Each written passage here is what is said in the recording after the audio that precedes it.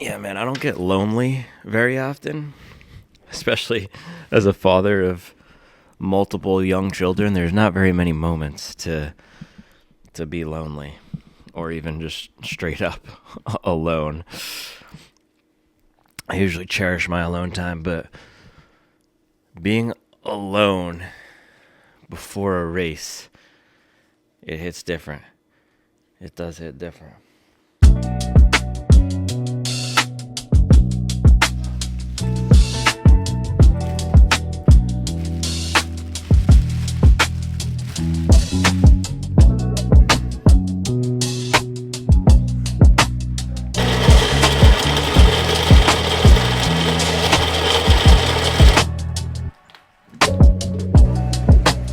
Wow. Oh, dang, that's rain. Rainy day in Mint Hill. Man, ever since I've been back from France, it's just been raining. We're gonna have to drive 3 hours to the beach in this. Well, here at least it's supposed to stop by like 1. Yeah. That's what it does.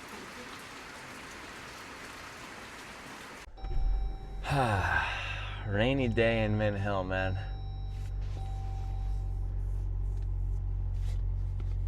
And we are headed to Wilmington, North Carolina for the Wilmington Marathon. And I think it might be kind of rainy over there too. We'll just see. But yeah, gonna send it, man. This is one that I signed up for a while back. Thank you. Love you. Bye-bye. I love you. And yeah, now it's just gonna be a full send down to the beach. Shining and they flaking like the diamonds in my bracelet. Just ran off on my Turkish platter with the cabbie mason. Can't believe it's not parquet, what's this name required? They call me Brody Block, looking like a scene from the wire. The best gas station there is. Marathon Cash. So we've got a long drive here. Very rainy. Very straight. I'm just taking 74 east from Charlotte down to Wilmington. And we got time, man. We got time. So wanted to share some thoughts on this race, how I'm feeling, why I'm doing it, all that good stuff. So Wilmington Marathon, man. After Kiowa, I still had that itch. I had that, I don't know if it's a bitter taste in my mouth. Yeah, Kiowa felt so bittersweet because I won the race. I ran a 7-minute PR,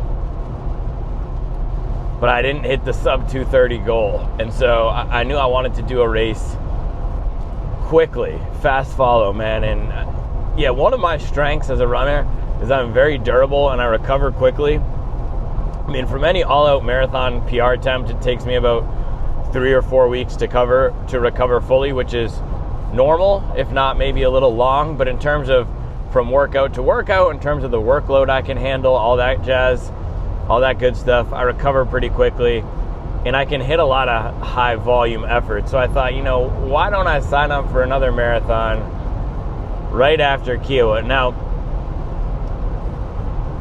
training or just life didn't go exactly how I would have loved from Kiowa until now. And you've probably heard me in the channel talking about how I'm not doing a spring or a winter marathon. And for a big time there, a lot of the time from December till February, I actually thought I was going to drop out of this race, or at least drop it down to a half marathon. Now, Grant from the Supwell team is going to be here. He's racing as well. He is doing the full marathon. So I didn't really want to drop out. I didn't want to flake out on him. I wanted to come over and see him, come down and see him. And also I've been thinking, man, this is my mindset right now. There's a few things. I'm in my physical prime. I'm 30 years old. I've been running 100 miles a week for 2 to 3 years now. I haven't been injured. I've had good periods of training, bad periods of training. I mean, my bad periods of training are what? I miss my tempo workouts by a few seconds per mile. I've been putting in a lot of solid, consistent work without injury for years. why don't I just go out and race? This is supposed to be the fun part. And that's the second thing. In the past week, the past 2 weeks, and the past week for me is what solidified, okay, I'm doing this marathon. There's just so much in life that is not fun. And I'm not saying that to be a downer. There's just a lot of stuff in life that we either just get through or that we tolerate or that plain old is not fun. Running for me is not one of those things. I love running. I love going out there and giving a hard effort. Now, with the channel, with being an online Q-list influencer, Z-list celebrity, there is more that comes with it now, and I don't know if it's the public perception or me putting pressure on myself. There is more that comes to it where I can't just go out and run a marathon and nobody will care. It's out there, and there's a pressure I feel to show the progression. There's a pressure I feel to validate my training. There's a pressure I feel to see the numbers going in a certain way. But at the same time, I just like it. And if you look at what's on the hat, it doesn't say run PRs every month. It says hobby jogger, man. The reason I'm doing this, the reason I started this is because I love running. The reason I do the videos every day, yeah, it's about the grind, but it's also something that I enjoy doing. I wouldn't commit to doing something every day that I hated. So I have the opportunity right now. I have this car that I can get in and drive down. It's within my resources and means to go over here and do this. I signed up for this race a few months ago, so why not? For me, I'm viewing this as a privilege and something that I get to do now this time around. And because I did run a big PR in December, I'm feeling less pressure to go out and do something spectacular. I still do want to have a good race and run hard, and I know it's within my fitness level to do that, but also this is just, it's supposed to be fun, man. And there's been times over the past year or so where I really lost that fun and that joy with the running. And this past week, just something connected and clicked where, man, this is the fun part. Testing the shoes, being able to run, being able to do those races, this is the fun part. And I've been putting in so much training over the past few years. Yeah, maybe I didn't do the 10-mile tempo workout at marathon pace within the last 8 weeks, but I just came off a 2:32 marathon. I've just put in a lot of solid, quality, consistent work week on week, month on month. That's what marathoning is about. Why not just go out there and let it fly? Maybe I can lock in with a good group of guys around my fitness level and have a good race. So that's my mindset for this, man. Good, hard running, get after it, and enjoy running. Enjoy the fact that I'm young, healthy, and fit and can give this a good go, because I know it's not going to be for the next 50 years where I can roll out of bed and take a crack at running a marathon PR or running a fast time. So why not? That's the gift, man. That's the privilege. That's the good part of the grindy era we're in. And again, this whole hobby jogger thing, to me, man, some of it can be about chasing the PRs. Some of it can be about progressing. And the Supwell motto is up your best. It's important for me to always be getting after it and trying to get better. But sometimes this, to me, committing to do this race and just getting after it, that to me is upping my best. And I gave it my best over the past few months in terms of the time and energy I could dedicate to training. I was still hitting 100-mile weeks in a very busy period of life. I wasn't doing crazy big workouts because the emotional energy that it requires for me to commit to a massive training block and hit all these workouts, I put a lot of pressure on myself to do it. I didn't want to do that this time around, so I did what I could. So we're going to go out there and have fun and see what comes of it.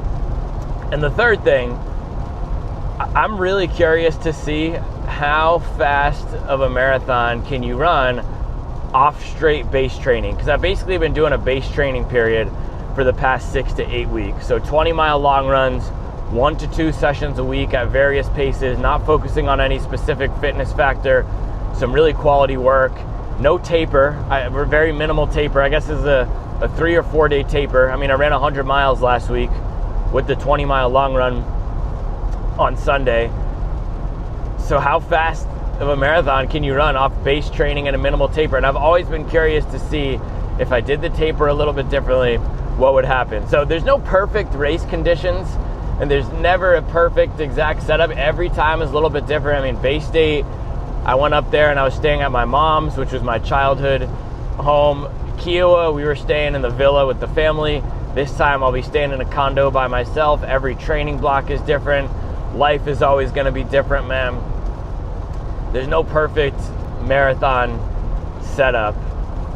And I do have Chicago for later this year, and that's gonna be a major. And I would have loved to run London. It's just, I don't have the connections, and the majors are very expensive to do if you're funding yourself to do them. So I've just been running the local races. Did Kiowa last time, Wilmington this time. And we'll just go out there and give it a good go. All right, how much time did I burn with this? 8 minutes. So now I guess we have 2 hours and 20 minutes left on this road trip. I think this hat kind of makes my ears look big from that angle. It's really coming down, man.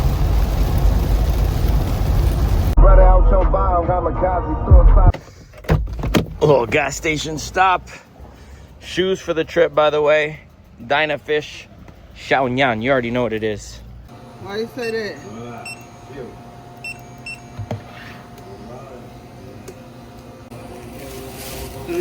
Thank you. You too. My boy. We are in the country. We are in the country. If you want to see the middle of nowhere, man, fly to Charlotte and then drive an hour east. This is the country. This is the middle of nowhere. Lord have mercy, as they say out here. Lord have mercy. I'm used to going crazy out of bed. Still miss nap and I still miss a ride. Alrighty. Wrightsville Beach, Wilmington, North Carolina. Here we go. Looks like this is the race start. This is the porta potties. Let's do it. Yeah, so this is Johnny Mercer's fishing pier. This is the race start for tomorrow. It's not tomorrow, it's today. These are the shoes for Grant, and I've got to change into my running clothes and we can do our shakeout here. I think I'm gonna use, actually I'm not gonna use the Dynafish. I think I'm gonna use my race shoe, which you will see here. I do want to test the grip on these bad boys. Yeah, you might be surprised. I don't think I'm gonna go fast R3 this time. I think I'm gonna go leaning Fadian 6 Elite. I just wanted to switch it up, try something different, man. These shoes are so fun, so bouncy. Banger, banger. There he is, man. Pulling up in the Yoda. Flexing on him, bro. Flexing on him. Flexing on him in the Yoda. What is this? Oh, Corolla. Flexing, Crispy. you know? Base model Corolla. Let's go. We're like that. Rental car swag. This is your shoes and hat. From the, yeah. the race shoes too. Yeah. Yeah. Take a, yeah, right? The new hats? They're fire. Also, this is what I'm running in tomorrow. Oh, you decided on the China brand. Yeah. I'm gonna test them right now for the grip.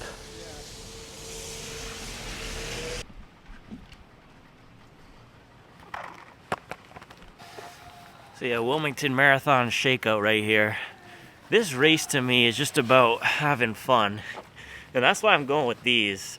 I just wanted a shoe that was gonna be fun and different. I've raced in the Fast R3 so many times. So many times, man. So giving a little bit of a different feel with these guys. I just gotta dial in the lacing because it is different.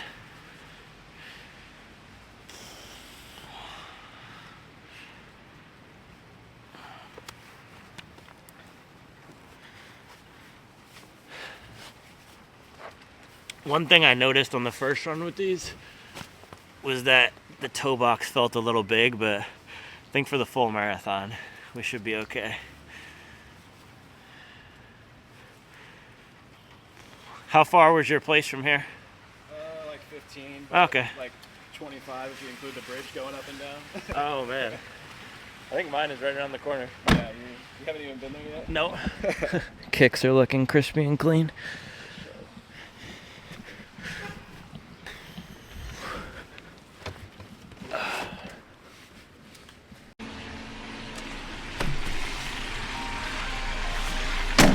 Oh, is someone calling me?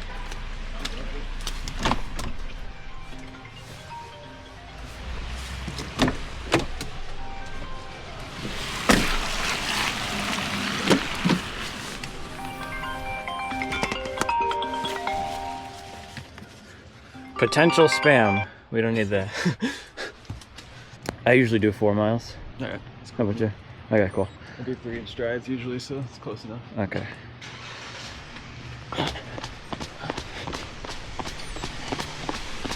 Yeah, really, I want to test the wet weather grip of these. Yeah. Yeah, it's supposed to stop tonight at like dinner time, like 6 p.m.-ish is what I saw on the way here. Okay. We're about to go right now. This is that's literally the beach. Wow, that Jesus thing was crazy. You see that? No. There's a Jesus carved into the sand. Oh, I didn't see that. It's my first run here. I did my Thursday run in Dallas. Nice. Dude, this is the problem with not using the heart rate monitor. It says my heart rate's 162 BPM right now. The watch doesn't got it like that. The chorus is horrible. Yeah, it is. I don't know how it's so bad. Most of them are pretty trash though. Yeah. Should we just bang to the right? Yeah.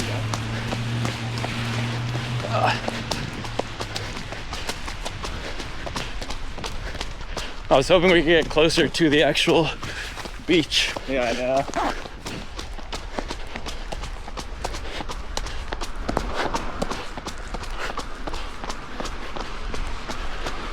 Yeah, straight sand.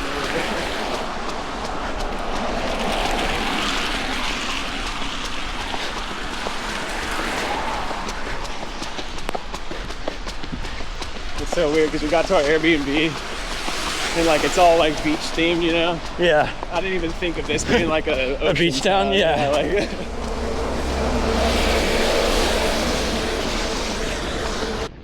so yeah, I was sick like all last week pretty much. Dang. Just freaking out a little bit. But Taper crazy. exactly. How's your taper? It's fine. I feel like I don't know, I never have like a perfect taper. There's always something that happens. Yeah. My second marathon, it was my knee was going crazy.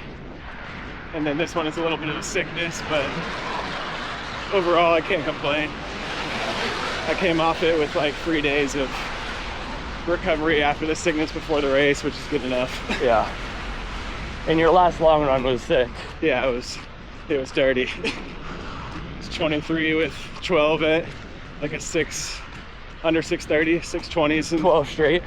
I did 6 and then a 1 mile float at like, I want to say it was like 7:15. Yeah. And then another 6.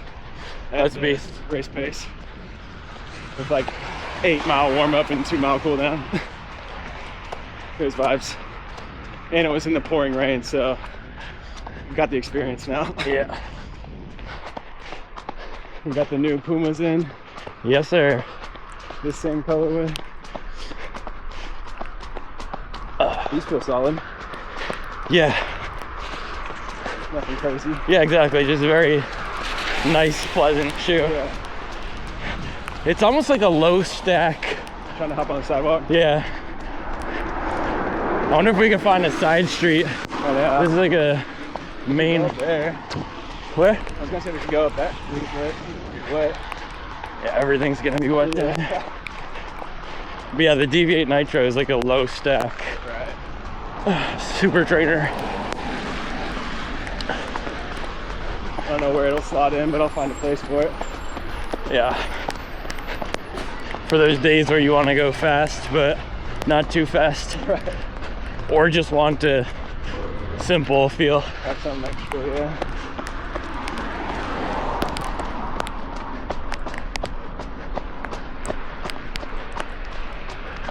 When are you trying to hit the Expo? So I have to do a one-on-one at 1. Alright. Yeah, just text me whenever we can be up here or something. Yeah. I'm pretty much fully free today. Just editing and got a call with Floberg at some point. Cool. I was trying to get early check-in at mine, but they wouldn't give it to me. When's your check-in? 4. Oh, stop. Kind of an L. You gonna come back to our place? What time's your meeting with Floberg? We haven't even set it up yet. Okay. Yeah, that'll be clutch. If I could use your Wi-Fi. Yeah, for sure. We got the treehouse. The treehouse setup. Is it romantic? Yeah. So I'm just crying. It's like one big room. It's pretty nice though. We're staying here and Saturday night, and then we're gonna drive up to my dad. My dad lives nice. in Jacksonville. Jacksonville, North Carolina. Yeah. Yeah. So we're gonna drive up there and hang out with them until Tuesday. We're actually going to a Duke game on Monday. Oh, fire. Yeah. Against North Carolina State. We're big Duke fans, so that Unreal. works out.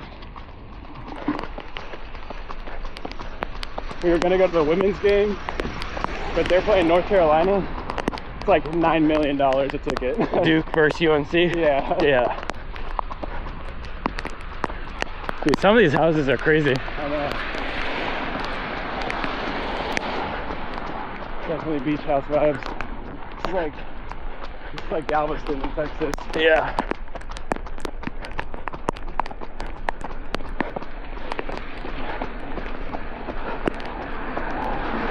I'm not gonna lie, I wouldn't mind a little bit of rain tomorrow. Cool you off? I wouldn't be upset, yeah.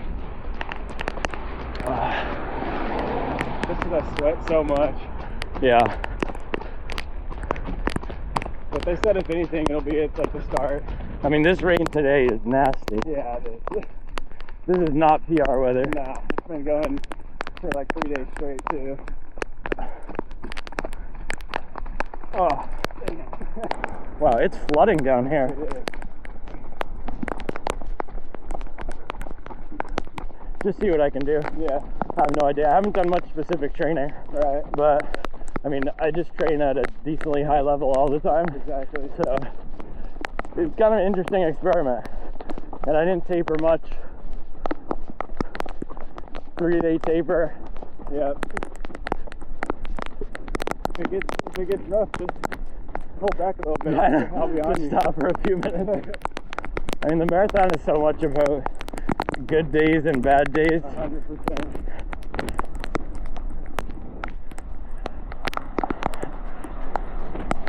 You do enough of them, you'll finally have that good day. Yeah. I'm also hoping there's some guys at my speed, Yeah. because that's the big variable too. Right. Oh gosh.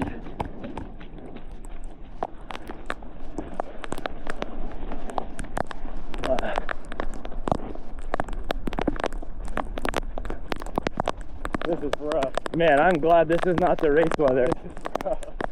And there's no respite from the wind.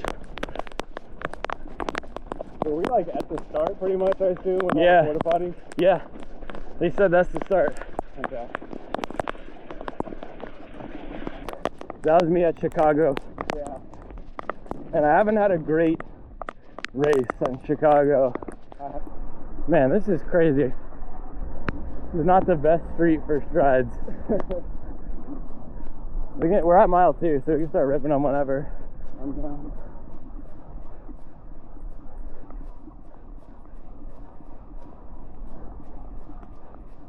Should I start sending it? Yeah, go ahead.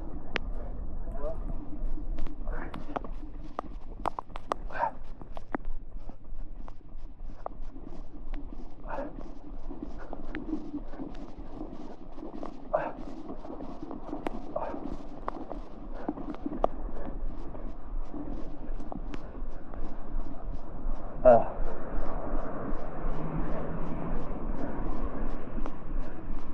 dude, the grip and the bounce on these, it's actually insane. It does have a good grip? Yeah. Okay, good. Yeah, it's sticky.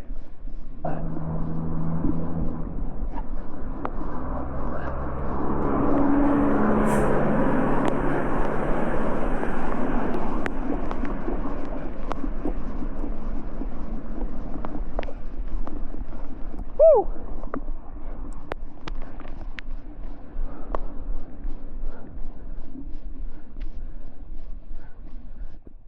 The pre-race day strides are always interesting. Systems check. You want to lead the next one? Yeah. Go through the puddle.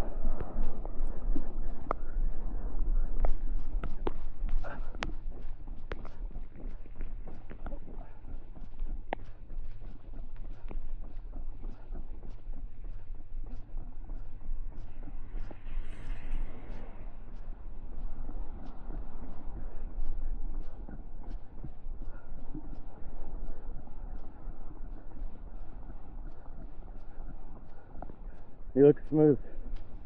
See if I can really let it fly.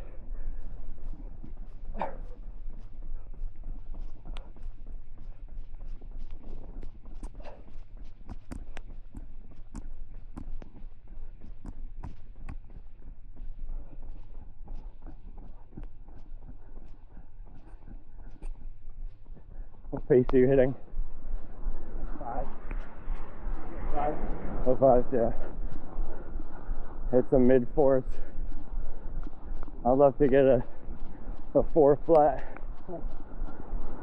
Oh.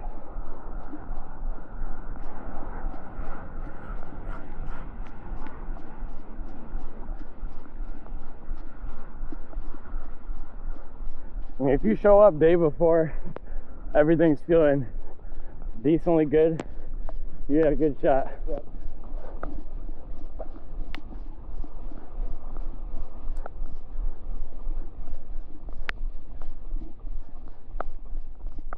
One more. Yeah, same. Try to get through this puddle left.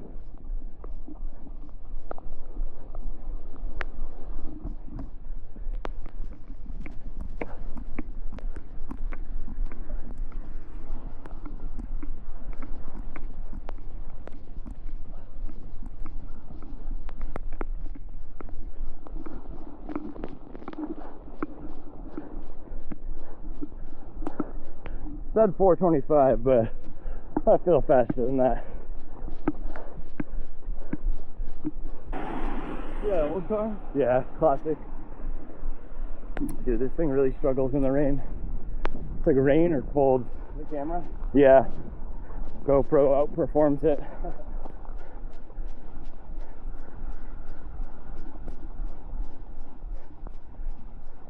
Yeah, it's hard to dial in the pace on the short reps, and also my marathon pace is just in this weird zone.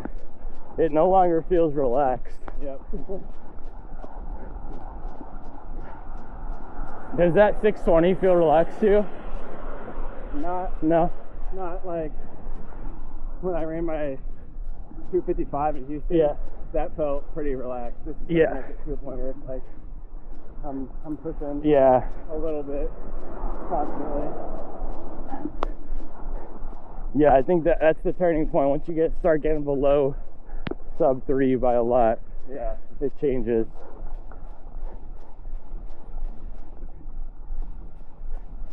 And then running economy starts becoming super important. Yeah. Look at that murdered out one more time.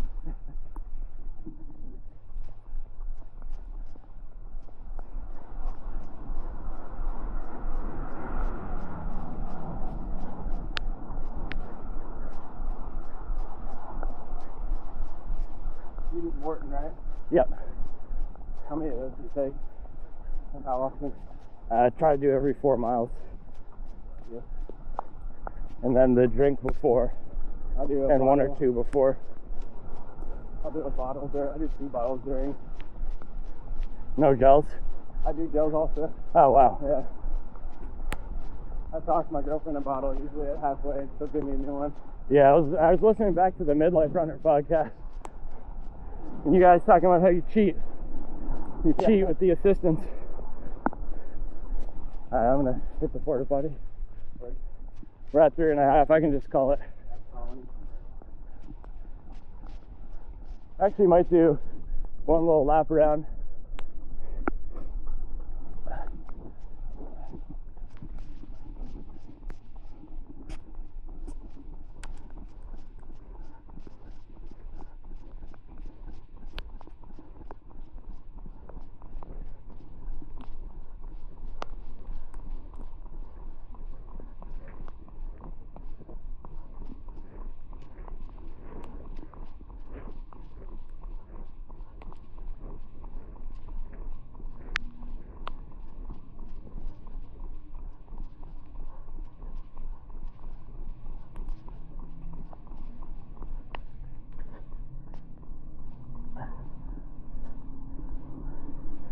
All right, it's a wrap. It's a wrap. I'm feeling good. What do we get today? 7:30 pace, 3:77. My watch says my efficiency was low because I didn't have my heart rate monitor. There you go. Solid work. 2:46.46. Hey, let's go. 2:46.46.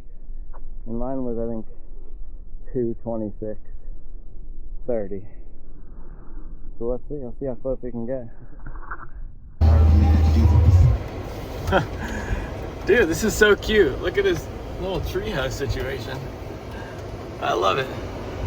That's the Airbnb. The Grant race shoes for tomorrow. Let's go.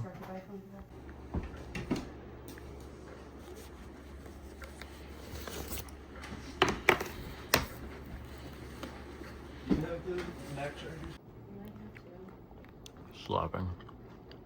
Farm. Lunch. Chipotle. This is the Chipotle order. Burrito with guac, double wrap for the extra carbs, white rice, fajitas, black beans, sofritas, mild tomato, and lettuce. I probably should have gotten no lettuce. That's the order. And we got the gold wrappers today. How was yours? Crucial. What was your order? We did double wrap, chicken, rice, obviously. We got the pico, the corn, lettuce, cheese. Hey, banger. Great combo. Banger. What was your order?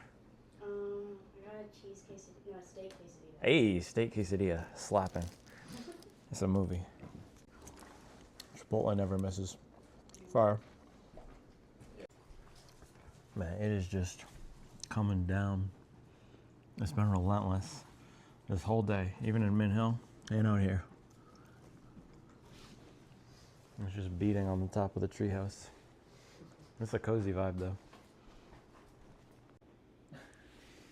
Should we check out this course map? I was just looking at it. Somebody online said there was one part that was sketch. Sketch in what way? That they almost took a wrong turn. They said heading into a park. Oh yeah, I think I know what they're talking about.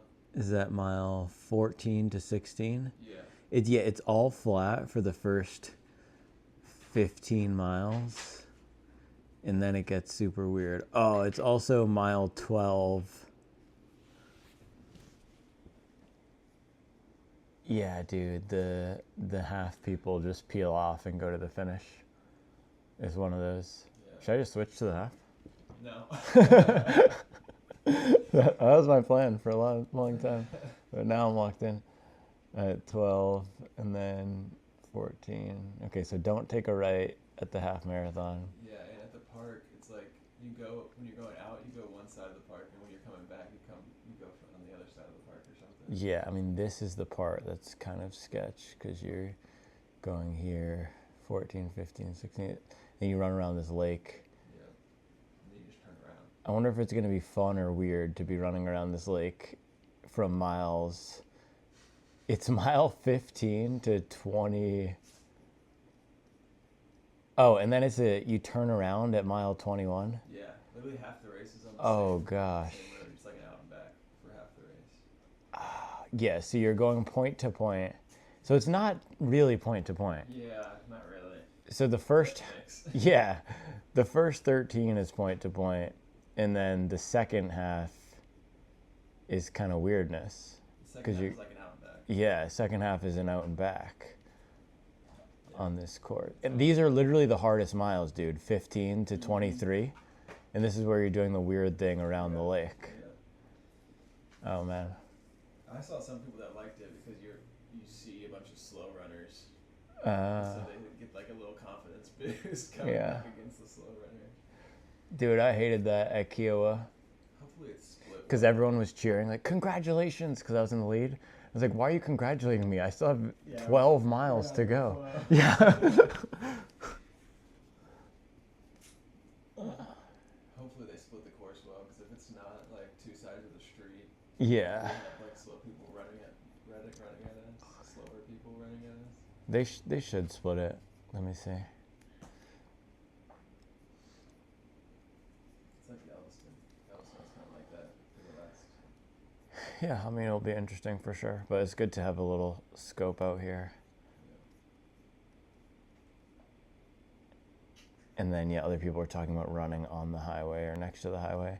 I guess that's the out and back part. I think there's an overpass you go at like mile like 9 or 10 maybe. People quote that as like a hill. A hill. Next to Martin Luther King Jr. Yeah. Parkway. Shout out Sounds right. MLK. Yeah, yep, looks like around here. Alright, well, we'll be prepared for everything. How you feeling generally?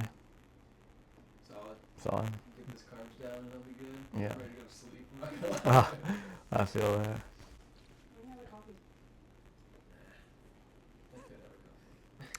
I don't do coffee the day before. At all. I do morning, but no afternoon. Yeah. We did morning coffee with this coffee here. It's just a struggle. Yeah.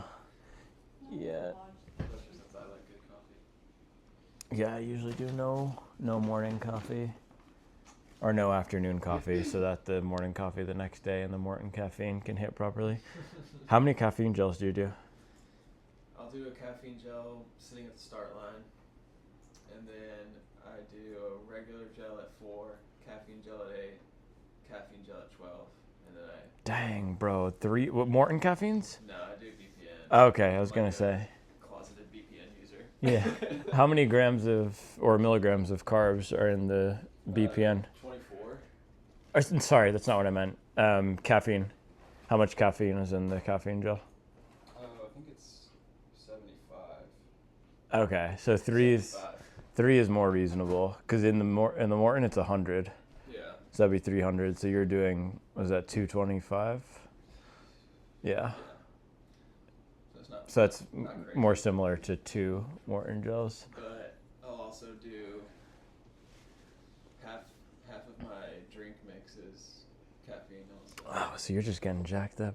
I just don't like the feeling. And on one of my last races, when I was in a bad patch, I felt that it was like a bad trip. I felt that the Caffeine was hitting too hard? yeah. I felt that the caffeine was like making me hyper focus on being in a bad place. Gotcha. Because it can get you super focused and locked in. Yeah. So then that was in Bay State, and so I've been super careful with the caffeine and conservative with it since then. And then what I also found was for my long runs, if I was doing the Morton caffeines, I would just get super intense, which is good. You want to be intense if you're running marathon pace, Right. but not for every single long run, every single Sunday. And then also I'm with my kids and family after, and then I'm just super edgy. I was like, I don't know, I don't want this. So I haven't done a lot of the Morton caffeine. I treat it like a drug now. I'm like, dude, this is crazy. Yeah. Yeah. But yeah, tomorrow, I don't know. I up it a little bit for race day. I don't usually Yeah. do that much caffeine. I don't usually use caffeine in my drink mix except for race day and like my Okay. big dog workouts. Yeah. But I just haven't been doing it at all. Maybe I'll do one early, one late. yeah. I stay away from it late. I think there's science somewhere that I read that it's like it peaks after an hour. Like after you take a caffeine gel. The efficacy? Yeah. It's the hardest like an hour after you take it. So if I take one at like halfway, it should be good for me. I mean, I'll still have some drink mix too, so. Yeah. Well, that's true. Maybe I'll take it at mile 8 then. Yeah. And then that will make it kick in the rough patch. Exactly. Yeah. That's how I look at it. Dude, that's the thing with the marathon. You just know there's always going to be a rough patch. It's just how you just gotta expect it. Respond to it. Be ready for Yeah. it. My rough patch came at mile 24 in Indy. Dude, that's so tough. So tough. Let's see.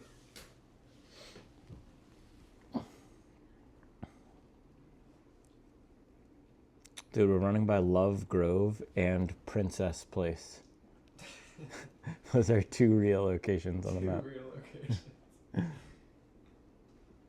Princess Place. So we're finishing up with some work here. Still absolutely pouring. Or is it moderately pouring now? I guess moderately pouring. Yeah, it's not as bad, but we're going to head to the Expo, downtown Wilmington. Dude, just in case somebody needs to get dunked on. The Paris. See in there. We gotta, I guess on the flight, I have to re-glue my insoles down on these because I don't know what it is, but they're coming up on me. And I guess on the flight, some of the glue went through the insole and it got ripped up in there. So might just rip it in the Ioana 5000s. I mean, those had a 2:42 marathon, a 17-minute 5K, and a 1:12 half. Maybe I'll rip a 2:42. Yeah.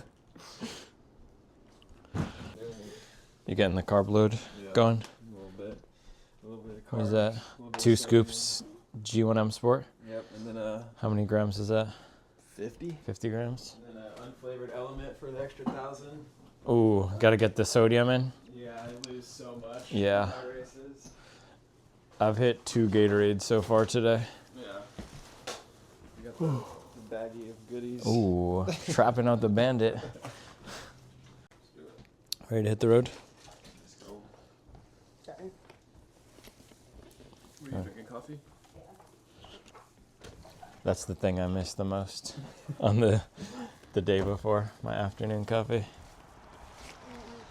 Did I leave? I feel like I had an extra bag. Am I going crazy? Did you bring one that had shoes in it? I had a Right here. Whole Foods bag. Okay, cool. Thank you. Those nails are on fleek, dude. Thank you. Next time you had to match them to the race shoes. Match I the usually try to, but this time that color was not. the yellow with the weird green. Yeah. I was like, oh, let me put that on my nails. Yeah. If you see her race shirt, you'll get it. Oh my god.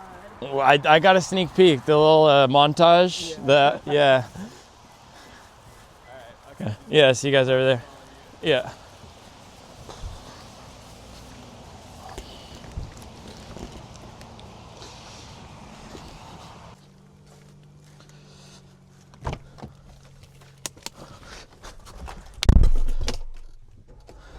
Off we go. I didn't really want to park in the garage. Low swag environment.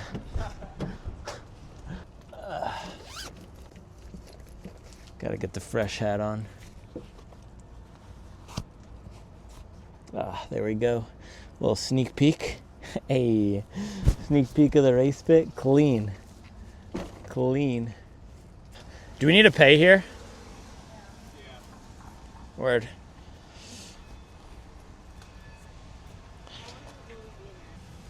I've just been ripping the Dynafish no socks. It's actually a banger.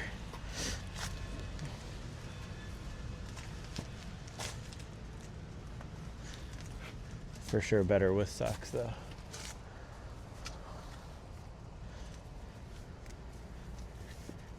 That's a clean fit.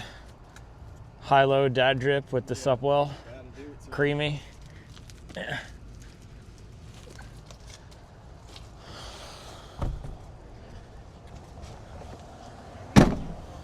Parking drama resolved. Wilmington, North Carolina does not have free street parking, FYI. Anti-marketing plug for the city. So also just look at, it's not at capacity right now. Right. But dude, last time I was here, it was the Wilmington 70.3, the Ironman, Oh, and it was geez. mobs, dude. Yeah, it was insane. So I did a relay, half marathon relay, Yeah. and so somebody else on my team did the swim, somebody else did the bike. Oh, gotcha. Yeah, and I just did the run. And That's my type of Iron Man. Yeah, exactly. But it was, dude, it was crazy. It was a madhouse in here. I could do the biking. You could do run it. Yeah, there you go. Who's gonna swim? Nobody. Hazel, our dog. Your dog. We'll figure something else out. I don't know. Recruit Shelby. Yeah. My sister-in-law runs triathlon, so Yeah. we can recruit her. Banger. Or a And she'll probably convince Ben to do it too. probably a half Iron Man. Dude, we need to queue up Flex. Wiz Glycerin Khalifa, Flex. We Them Boys. That's the one who's rocking the Glizzy Flex? Yeah. Hey. The pink one. He's rocking Yeezys, bro. What year is it? Yeezy's at the marathon? Yeezy's for the marathon. He's That'd be feeling his crazy. Y2K era. I mean, if it's this weather tomorrow, that'll be perfect. Yeah, that's what I'm hoping for. 50, gray. Yep, no sun. Yeah. This is perfect. I'm glad I brought long sleeves under. Yeah, you're gonna need to be kind of a little bundled as a Shakeout in the Vaporfly. spectator. I've never actually done my shakeout in my race shoe. I haven't either. I did today though. Yeah, Yeah. I almost did. They're very comfortable. A little railroad music. Hey. Dude, Reevesy would love this, my son. Thomas at. Yeah. It's on 505 Nut Street. Not Is it open on Sunday? I'll have to look it up.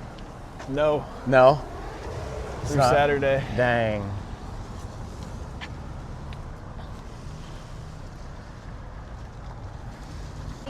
See, yeah, I did not want to deal with that low swag environment. You see what I mean? And then all these cars lined up. Running us Oh, over. look at that low swag environment. No, none of that. Oh, Exactly. Street too. Has horses. Is this it right here? yes, the beautiful Wilmington Convention Center. Expo and packet pickup. Let's do it.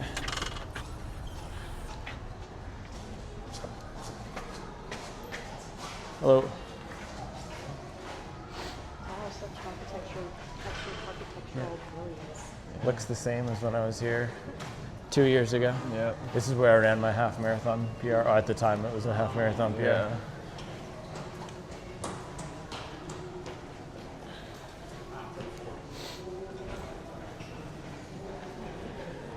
Be at start by 6 a.m. What is it? Be at start by 6 a.m. I was just reading this. Wow, be at the start by 6 a.m.? Doesn't it start at 7 a.m.? Yeah, it does.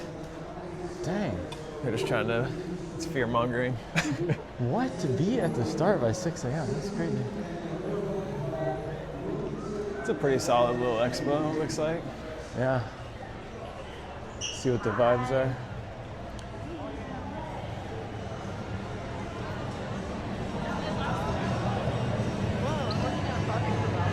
There you go. It's funny, Novant Health is the same sponsor of the Charlotte Marathon. I don't remember my bib They have number. 1 mile. Oh, we need our bib numbers for this? I think it's 17 something. It's funny they're doing it by bib number, not last name. I know. All right, check my email. VIP. They have a whole VIP setup over there. We didn't do it. We're not VIP. Yeah, that's why I was looking at all the An extra different stuff, banana. and it didn't. Yeah, it didn't seem like it was gonna be that much. Yeah. It was like you got a beer and maybe some food after, and You don't want to eat it after races. Yeah, I'm not a beer guy after a marathon. and then you had to pay extra to get guests in. Yeah. So, and I was like, after the race, you're gonna want to be with your family. Like, but let's scope it out. It is interesting. I want to Yeah. see after the race Yeah. what it's all about. This This is reminding me so much of Charlotte, I'm telling you, because everything is purple. Yeah. In the Charlotte Marathon. Novant is the same sponsor. Yeah.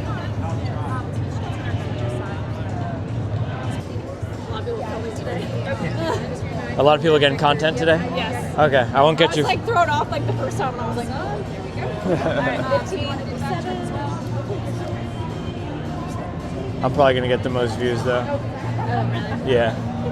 You know, you can. Are you going to utilize back check-in? I wasn't thinking about it, but should I? Okay, so let's say yes. Yeah. Oh, they have first names on I them. can barely read this. Whoa, it's clutch. Look at that Y. Yeah, that's big. Different states, I'm like, I don't even know where to read. That's a nice perk. First names is And then pretty just sick. make sure if you use this, that the index card is in there. Okay, great, thank you. Awesome. There you go. All right, thank you very much. At the very end. Thank you. We get pins. Oh, dude, lifesaver. My bib is 17.90. You're all set? Awesome. Look at that dog. So bib is secured. Oh, they have a reaction time game. You're gonna play? I'll smoke it. Event merch. Let's just say it's not up well. Probably last year's for $5 or something. Oh yeah. Should we check out the map one more time? Full. That's like the weird park spot that they were talking about. Yeah.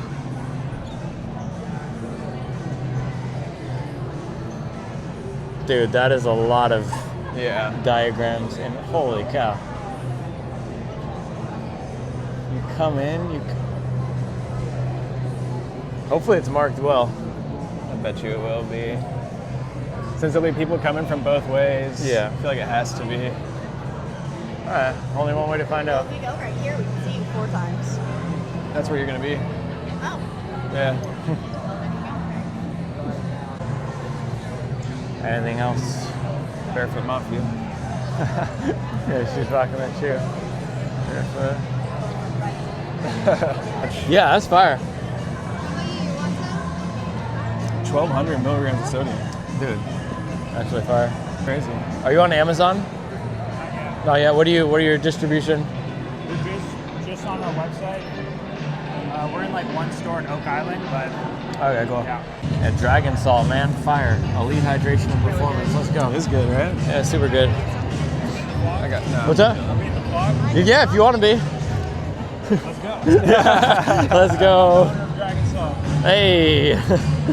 Hoka, trapping. The Cielo. You said new Cielo? Yeah, so they have it up displayed. Socks, fuel. We need anything? Nah, I'm chilling. Yeah, me neither. It's funny, it's mostly empty in here, other than the line to get your picture taken with the Wilmington. All right, thank you. I'll try. Got the bib, got the shirt. Good to go. Oh, they found another dog. These dog people, man. Oh yeah. Dog people, man. What's up, dude? All done. Got a good haul.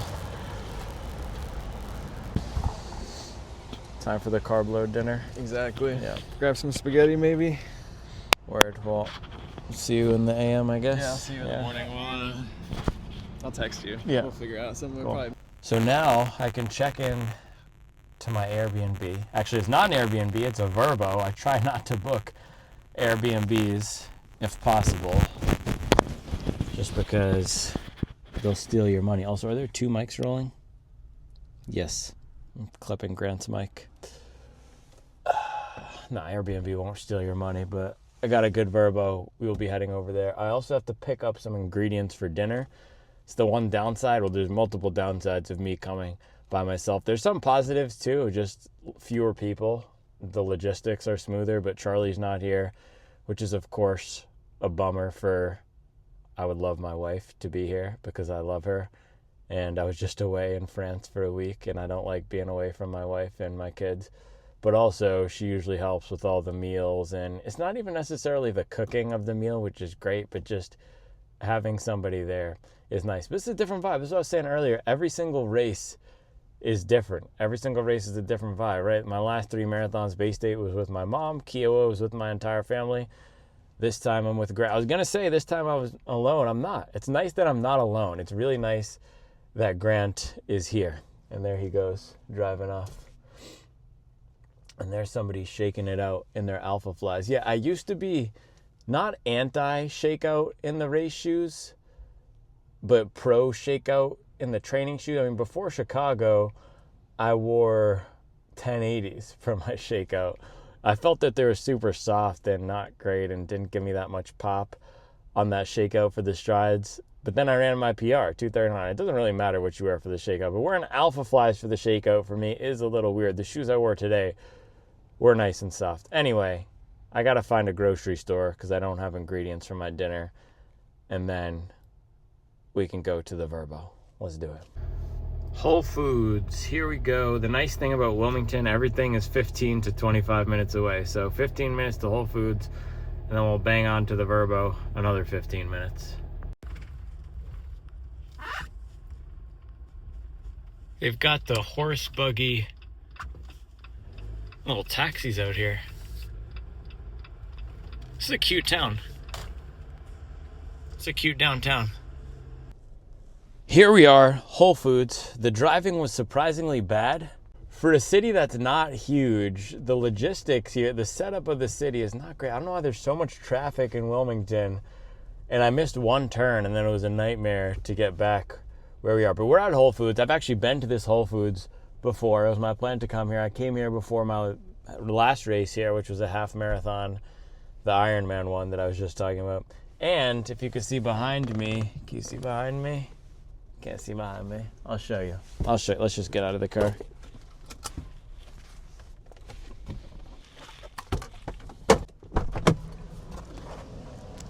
Chipotle.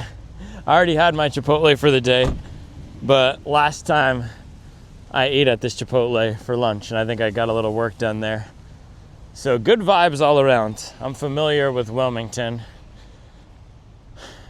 But yeah, picking up my dinner stuff and maybe some few snacks and a little extra bada boom, bada bang to carb load, and just some fun treats for after the race. We gotta have some treats, man.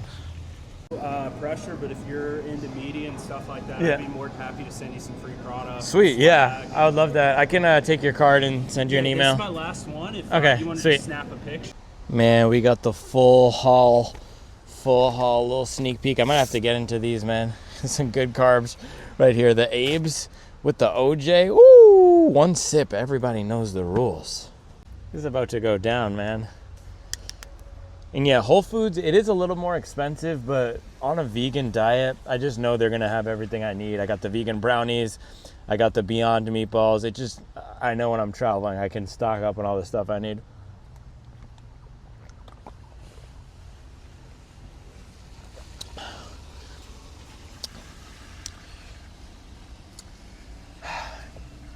It's aight.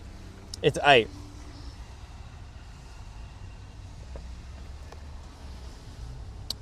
They say not from concentrate. It has a little bit of that Tropicana dark process note on the mid palate. But I'm spoiled because I was just in France and that was the best orange juice I've ever had. So 6 out of 10.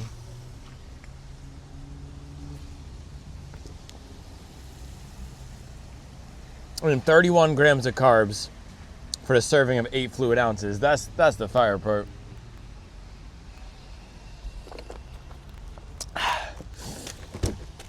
Then get a little Abe's Wild Blueberry going. What are these? 15 carbs for 1 muffin. Another banger, bro. If I have 4 muffins, that's 60 grams of carbs. And they taste delicious. Oh. Movie. Absolute movie. So good. Woo. This is incredible. This is incredible. I'm telling you, man, the traffic in Wilmington, North Carolina, is weirdly bad. Why is there so much traffic here? It makes no sense to me. All right, Verbo time. Let's do it.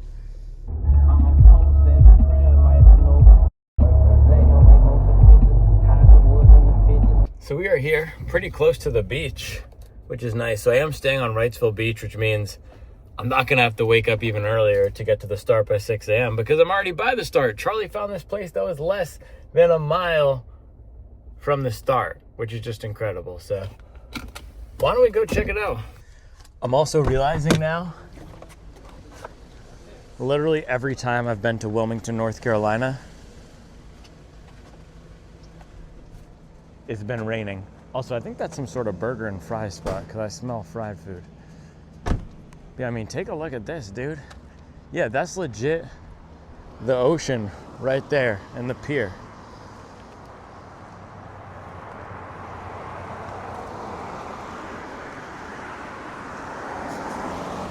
Yeah, I mean, we're legit right by the water, which is nice. Hopefully there's not cars all whipping down the street at night, but I think we got a good spot. I have no idea where I'm going. I have no idea where I'm going. Stack and vert, man. Climbing some stairs. Gosh. We're going up. We're going up.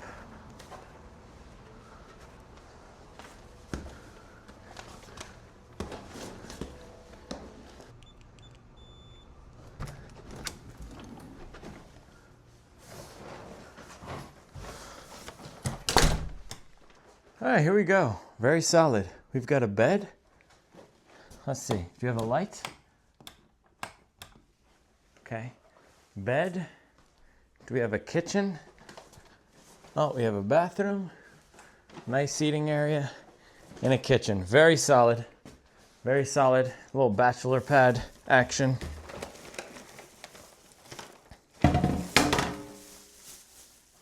Let's see. Do we have a view? We have a balcony, oh, with the view of a pool. Little motel vibe, not bad, not bad. I'll give this a very solid rating.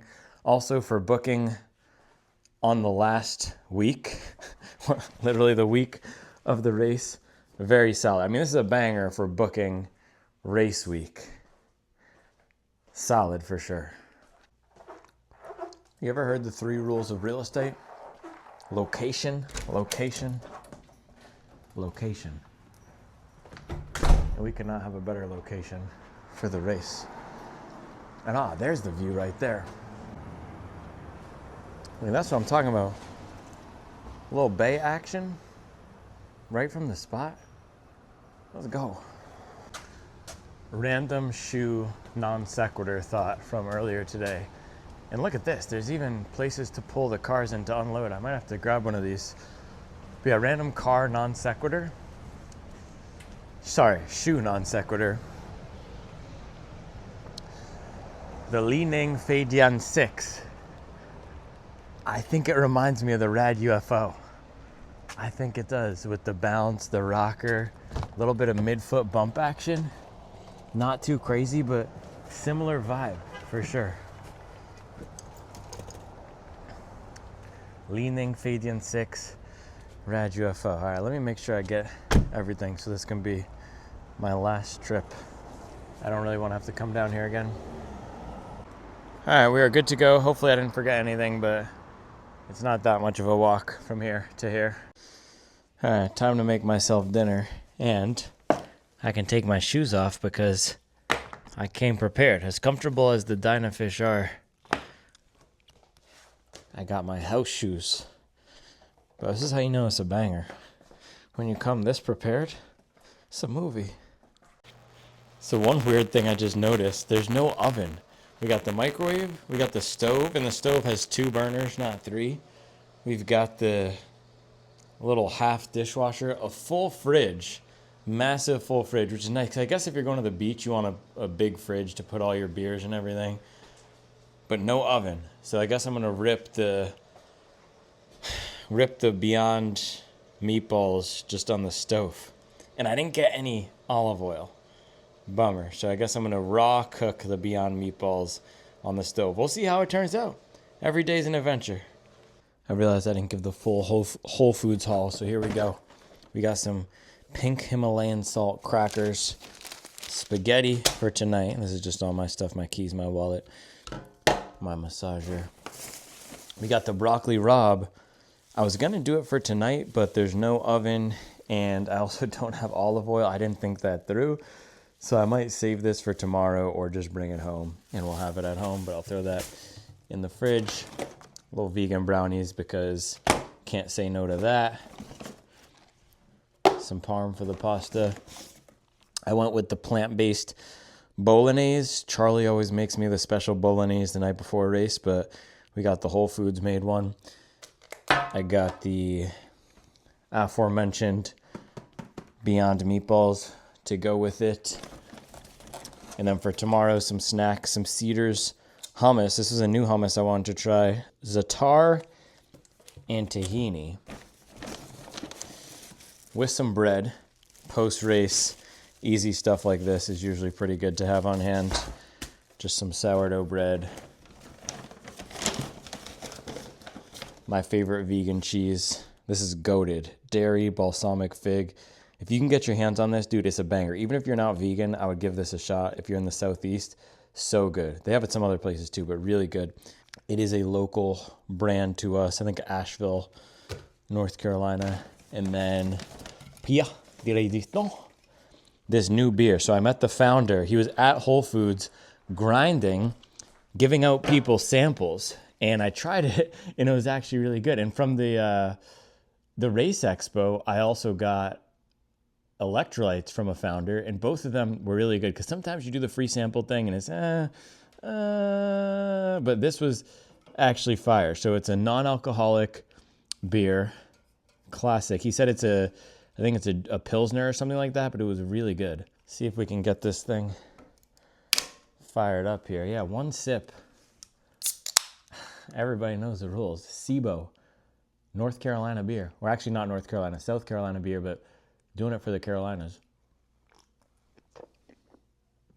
Yeah, so good. Clean, crisp. It has that nice finish. No off notes at all. And it has that sweet, carby, buttery honey note on the mid palate, like a light honey, a floral honey on the mid palate. I'm telling you, it's a banger, bro. Mileage beer right here. 50 calories. I mean, I don't track calories. How many carbs? 12 grams of carbs. So some extra carbs. We can call it carb loading before the race.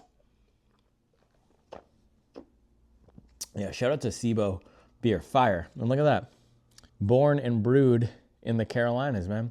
So good. Oh, yeah, shoes. So, as I mentioned, I'm going with the Li-Ning Feidian Elite 6. They are very wet from the run we did today. I mean, such a fun shoe, dude. This is the marathon of fun, this one right here, Wilmington. I'm just so excited and happy to be here. And sometimes when I put these big time goals and the pressure on myself to hit these certain things, it can take a lot of the fun away. And I still do have the time goals, but this one it's just a fun one. It's just a fun one. But yeah, what I was going to say is I need to dry these things out. So I think I'm going to put some paper towels on the inside. Hopefully they'll be dry by the morning. They are really wet. Wow. I was running through puddles with 4 inches of water, so they're soaking wet. It might be a little wet still on race morning, but we'll see the best we can do here.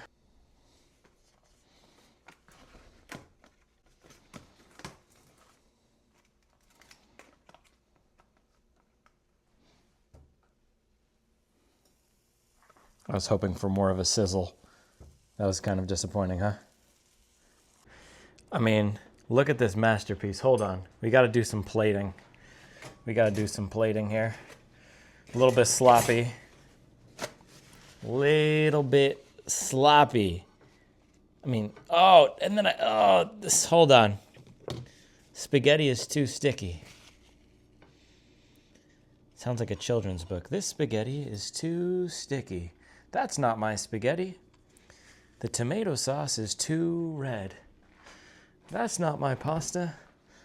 The beef is too beefy. You know what I mean right here? Where it's not plated exactly how I want it to be. But if we get it from that angle, ooh. I mean, look at that. Look at that. With the steam wafting. Hold on. It's amore. Movie. Also gonna go with this massive hunk of bread. Can't miss with a massive hunk of bread. All right, last thing before I go to sleep here. Had to do it for the gram, bro. Had to do it for the gram. Who you calling flat? Who you calling flat? Tell me right now. These boys popping up with the stick figure flat lays, bro. We off that 3D. Coming 3D motion all 2026. Little hobby jogger. Gray race hat. You don't even know, bro. It's a vibe. It's a banger. Got all the Morton gels lined up, ready to go. Got the features. Not the millennial socks. We got the crew. Actually, these are millennial socks. They're not Gen Z socks. They're the millennial, in case somebody needs to get dunked on, feature socks. A little leaning, in case somebody needs to get dunked on. They sent this with the shoes. I didn't even see in the first run review, so I'm going to put this on the armband. A little armband action. Just ball out on them. It's about to be a vibe, bro. That's a good fit right there. Man, the leaning red with the Supwell singlet. That's a banger. I mean, just look at that. Viral movie. Let's go.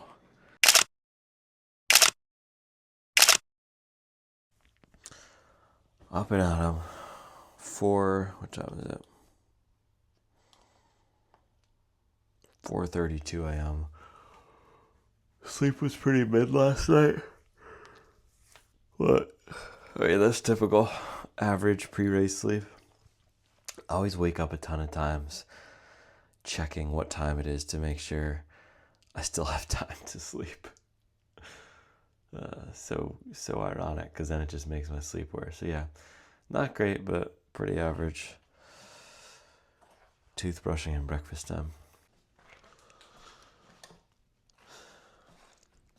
All right, so coffee. One thing is, they have a Keurig, but they don't have a... Of course they don't have a kettle, so I'll just boil water. But the other thing... They don't have a toaster oven. So I think I'm just going to eat the bagels plain, untoasted. No toaster oven and no regular oven. Also, it's very early. It's 4:42. So I decided to mix up some Morton here. I typically will do one of these. I might do two this morning. So I'm going to get it started early, 4:45. Get the first one of the Morton down. Doesn't that look delicious? Doesn't that just look so appetizing and so appealing to you? Goodness. Coffee successfully brewed here. Yep, there we go. So they had a pot with a little lip like that. Genius. Shout out to Carotte, I think the brand is. So it actually didn't make it that hard to make the coffee. You know what I'm actually most excited about? After this race, I'm going to have a full day to just chill. Also, it looks like I'm in an interrogation room here. Just the white background.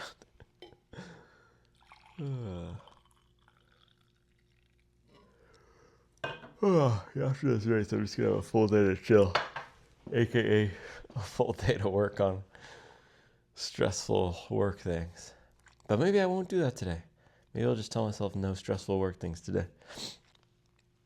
I was so excited to eat this delicious breakfast, I forgot to even show you and do the one bite. Everybody knows the rules. But one bite, very solid. Man, non-toasted Whole Foods blueberry bagels, super solid. I mean, can't go wrong with this blueberry bagel, peanut butter, very solid. Coffee, on the other hand, let us see. The stove brewed coffee. It is good beans from home, so it still should be fire. One sip. Everybody knows the rules. Bro, something about the vibe in here is very clinical this morning. It's the fluorescent light, the white background, and then just the glass table.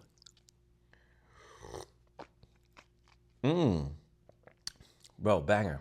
Banger. That coffee is incredible. It tastes just as good as home. Dialed, dude. Dialed. That's lovely. Ooh, yeah, so good. So good. That's hitting. That's hitting. What is the move there? Because if we're going to be at the combine last year when we heard Got the podcast going in the background because it's been too lonely and quiet in here. Well, we need to find another option with Anthony Richardson because he can't stay healthy. You can't go into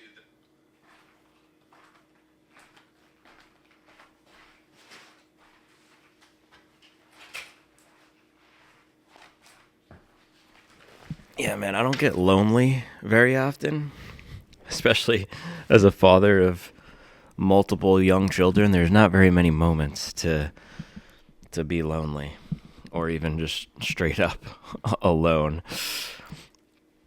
I usually cherish my alone time, but being alone before a race, it hits different. It does hit different. But yeah, plan for this race day strategy. So a lot of it's going to come down to who's there. Hopefully, there's one other guy at my fitness range. So my last PR was 2:32. That's about a 5:49 pace. Hopefully, there's another guy who can roll in the 5:40s with me. That would be beautiful and ideal. So plan is to go out around 5:40, and if I could make it to half at 1:15, that would be beautiful as well. So come through the half at 1:15. My last two marathons, I came in a little bit over. In Bay State, I came in around 117, maybe 116, and then Kiowa, same thing, 116. So if I can get to half at, dude, I don't think this is straight. I don't think that's straight, and I don't think it's, oh gosh, bro, that's not good. That's no good. See, this is what happens when you try to multitask, man. That's honestly garbage. Let's see. Yeah, get to half on target, man. But we'll see. Again, I haven't done a lot of specific training, but that is the plan. And I was talking to Grant about this yesterday. It feels a little bit like I'm playing with house money on this race because I don't really care. I have nothing to lose. I just ran a big PR. Grant's in a different place because his last few marathons were tough. I mean, if I didn't have that good race at Kiowa, I would feel a lot different right now. But this is just supposed to be for fun. So go out, give it a hard effort, pace for 2:30, and hang on. The thing about the marathon is it always gets hard. It always gets hard. So it's just what to do, how you respond when it gets hard. Maybe it won't get hard today. No, the marathon always gets hard, man. Maybe it won't get hard today. No, if there's a group of guys. So last year the winner came in 2:26 or 2:25. So I'm hoping there's somebody else around that. But I guess here's the other thing. Races like this, if you have one guy coming in at 2:25 and the next guy coming in at 2:31, there's not going to be anyone rolling in that mid zone, and or even in the 2:30s. So there's a high chance I will be alone, regardless of my finishing time. There's a high chance I'm going to be alone, but we'll just rip it. We'll just rip it and see what happens, man. All right, shower time, and then I can put this stuff on.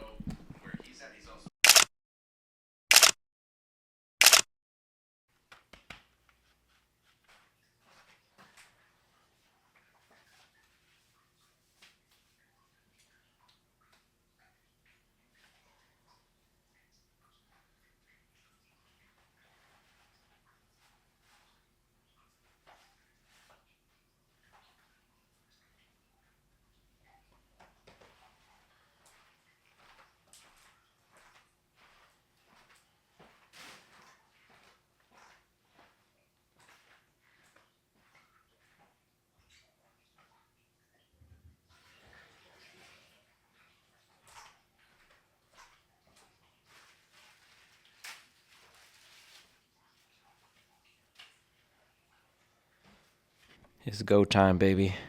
Charles just texted me a mustard on the dog emoji. Let's get it. Alright, man, lacing up these bad boys. Actually, let me get my pod.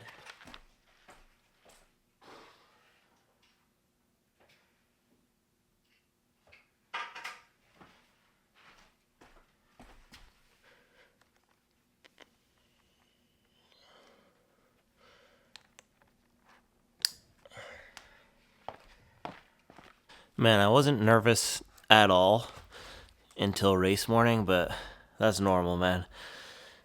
You gotta have nerves on race morning. This is my third marathon in 5 months, so I've just gone through it a bunch recently. Yeah, shoes are still a little wet from yesterday's shakeout run, unfortunately. Probably should have thrown something in them right away because I let them sit in my Jeep for a few hours. Wet. Not great, but not the end of the world here. Yeah, it'll also be fun testing out something new. The bounce on these is just really sick. Also, I just checked the weather. It's 47 right now. Pretty much perfect. And no rain as far as I can tell. Yeah, so plan right now, jog down to the start line. Probably take a bathroom break. Maybe meet up with Grant at the start. And then we'll be ready to rock. Alright, man. Full kit on with the shoes and everything. I mean, what do you think? What do you think? Leaning Fadian 6? I think it looks fire. I decided to go no armband, by the way. The armband will have to wait. It was too tight. It was too tight, man. I thought it was going to cut off my circulation. Alright. This is my little thing for after with the bag check. And we can get out of here. 45 minutes till race start. Pretty much perfect. Alrighty. Heading out of here. It's a good morning to race. Do I have everything? Yes, I think. Bib, gel, shoes, watch, heart rate monitor, pod. Yep, locked and loaded.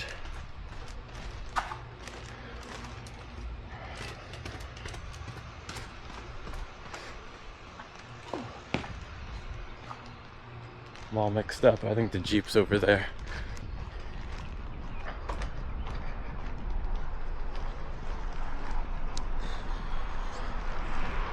Oof, it is chilly, man. That wind may be a factor.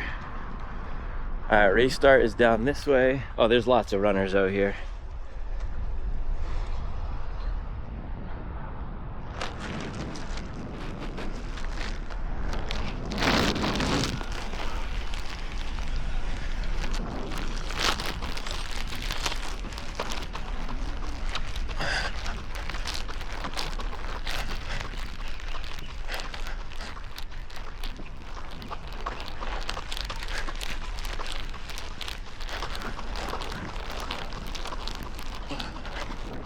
Woo, dude, it's cold and windy, man. Hopefully once we get off the beach, it'll be a little warmer. Which way is the race start? Thank you. You're almost there. I think she called me baby.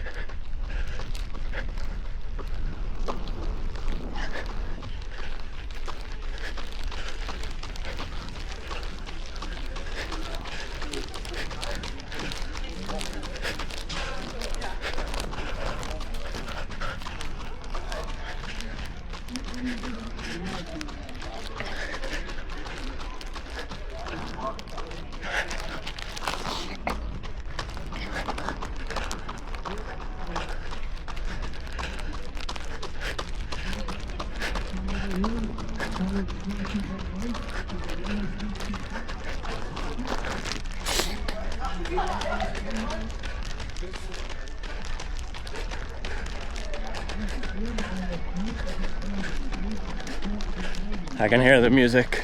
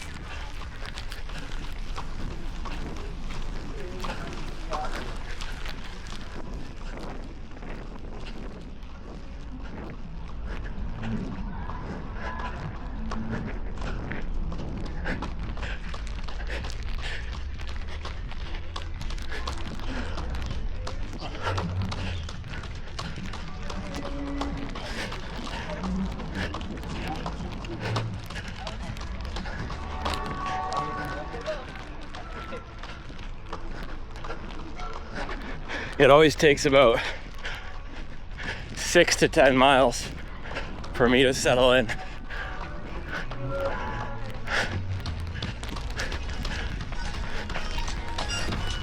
And then the magic happens mile 10 to 20.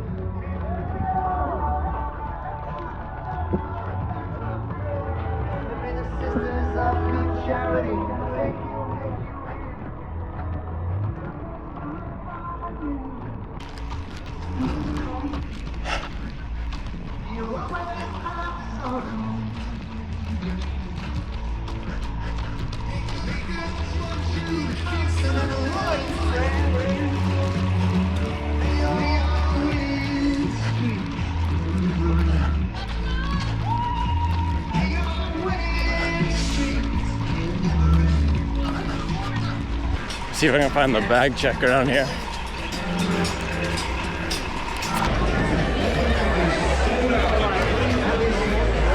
A little bit of a different vibe from yesterday when we parked, huh?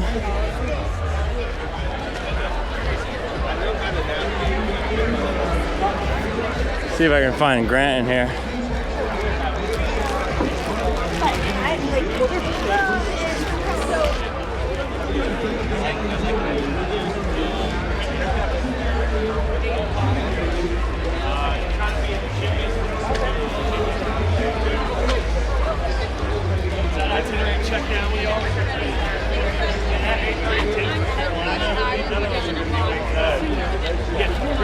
Did you do your bag drop? Yeah. Okay, cool. Did you warm up yet, or are you gonna head? Okay. Any final words pre-race before I check this in? I'm feeling good. Feeling Ready good? to go. Feeling good. It's all about good days, man. Let's have a good day. What do you think? Let's go. Let's have a good day. I'll see you guys on the other side.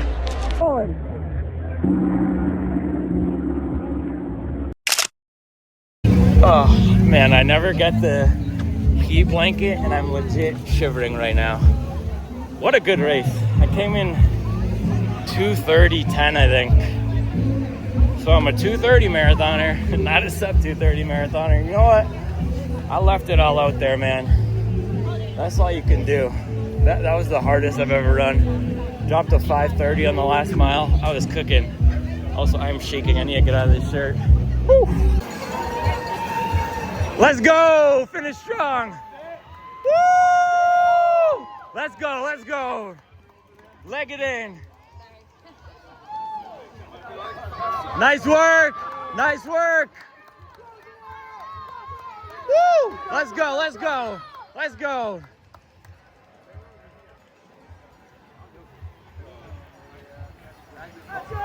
Hey, let's go!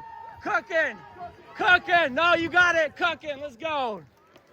He's 10 seconds off his goal time like I was, dropping F-bombs at the end. Let's go! You're so close! You're so close! You got this, you got this. Let's go! You're so close! Let's go, let's go, let's go! Woo!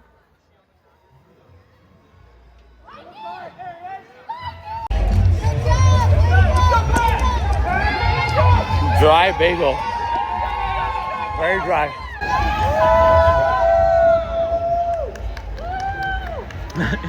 You got this. Nice work. Bro got his country on his back, man. Let's go. Look at that. Putting in work. Grant just finished, so I'm gonna meet up with him. DQ, baby. He looked like he was in some pain.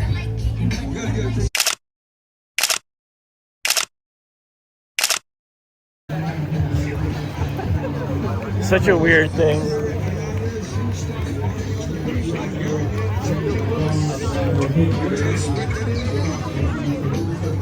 Almost missed you. They're taking a me? No, Oh, him? our first stop. Yeah. Mile 4. And him and me and his dad were talking. And all of a sudden he was like, hello. And we were like, oh,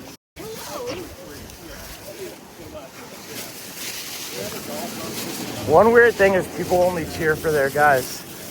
Like, really? people don't cheer for... There were good groups, actually. The biggest, all the sorority girls, did you see them? Yeah, that was the best part. yeah.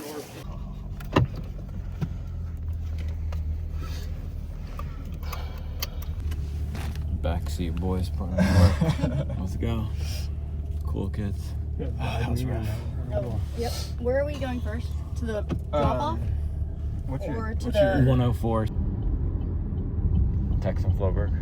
Not yet.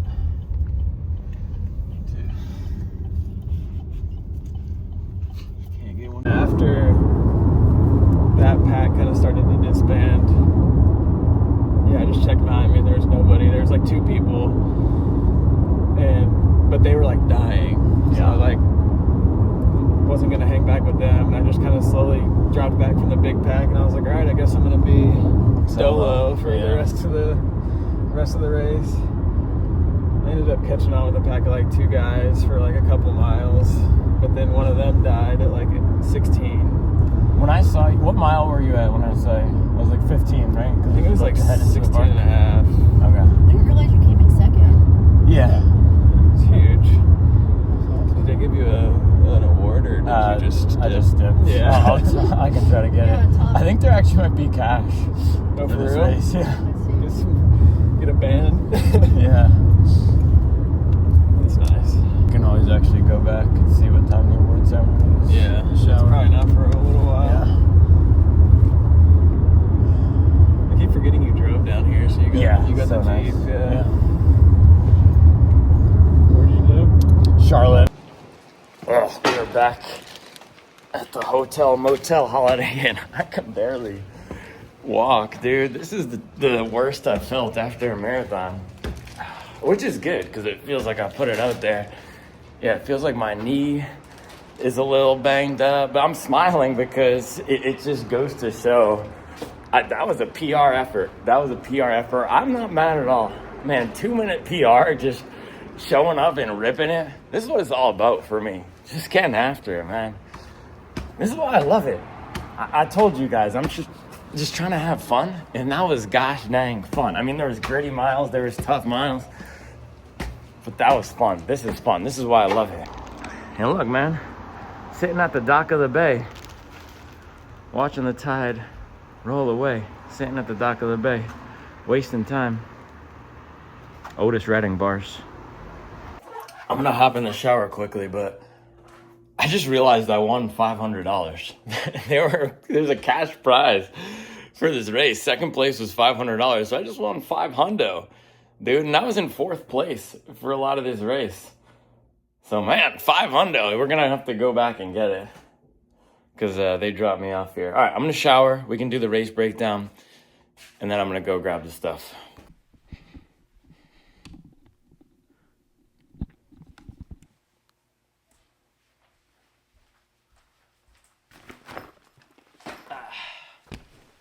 How we looking? How we looking? There we go. It's hard to get a good angle, man. Yesterday when I was in the car, I think I picked the most unflattering angle possible of myself. How's that? I think it's okay. Kind of a little bit of glare on the glasses. Should I try a different angle? I'm sipping the SIBO, by the way, from yesterday.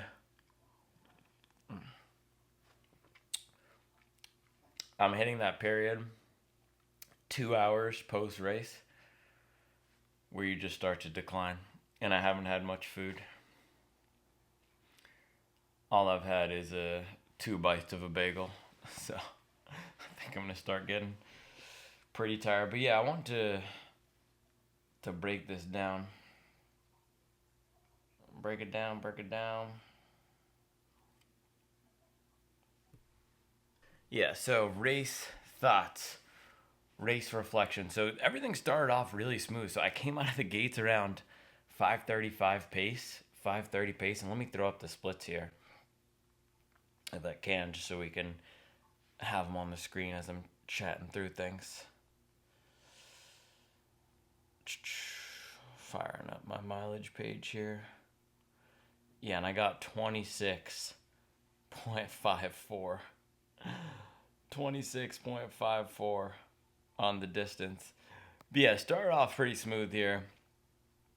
Let me read off these splits. And these are the splits that I personally have. They're not the splits that are official. And from mile 1, same thing as Kiowa, I knew that I was behind. I knew that the course was going to be a little bit long. So mile 1, 5:31, I wanted to set the tone. So my approach coming into this race, I just didn't know. I didn't know how I was going to feel. But my approach coming into this race was I want to get to the half ahead of schedule. I want to get to the half in 1:15 or below. Because my last 2 marathons, Bay State and Kiowa, I came to the half behind. Kiowa was 1:15 something, I think, or 1:16. Bay State was 1:17, and that just completely derailed my progress and derailed also not my progress, but derailed my mindset. So I wanted to come out hot, and legs were jumping this morning. So 5:31, 5:42, 5:39. Now, before the start, I was actually asking some people out there who in this group is going for 2:30. Is anybody coming through the half in 1:15? Some of the half marathon guys were, no, I'm not going through 1:15. What? That's slow. I'm way faster than that. No, that wasn't what they said, but kind of. I asked one of these dudes if he was going through the half in 1:15. He straight up just said no and turned away. I'm sorry, dude. Sorry for offending you that you're so much faster. So there was nobody around me in the start that was going for around 1:15 in the marathon. And I was thinking there would likely be a few people in the half marathon that were. I also knew there's a good shot I was just going to be solo time trial like I was at Kiowa. So first mile actually, with that 5:31, it was a fast start because, again, there was a lot of fast half marathon guys. And then there was a dude in the marathon who ended up winning. He ran a 2:27, who ran Charlotte half. I actually remember him and his friend, and they were going out in the 5:30s. And so I had to make the call. Do I try to go out with them? Do I hang back? I thought I was going to go out with them and just send it, but then it was too hot after a mile. I said, I'm just going to let them go. I'm not going to bang 5:30 pace out of the gates here because that will bite me down the line. And yeah, first mile here, heart rate 167. Second mile, and man, my heart rate was high at the beginning. It's always high. It's always high in these races. It's so weird. I don't know if it's nerves. I don't know if it just takes me some time to settle in, but if you look at heart rate miles 2 and 3, 173, 174 versus miles 13 and 14, 167, 169, 164, 164, 165, 165. It's crazy. It's just crazy how that happens. And the pace is very similar. I mean, when my pace was dropping at the end, which we'll get to, heart rate was still 165. Then at the end, it climbed. But my heart rate out of the gates on these races is always higher. It's so odd. So odd. But yeah, first few miles was running solo. Second mile, 5:42, just easing into it. That's exactly goal pace. Just got the legs jumping, and man, I had some really good miles. 3 to 17 here. So let me read off the splits from mile 3 to 17. 5:39, 5:37, 5:41, 5:35, 5:32, 5:37, 5:34, 5:34, 5:36, 5:36, 5:37, 5:37, 5:34.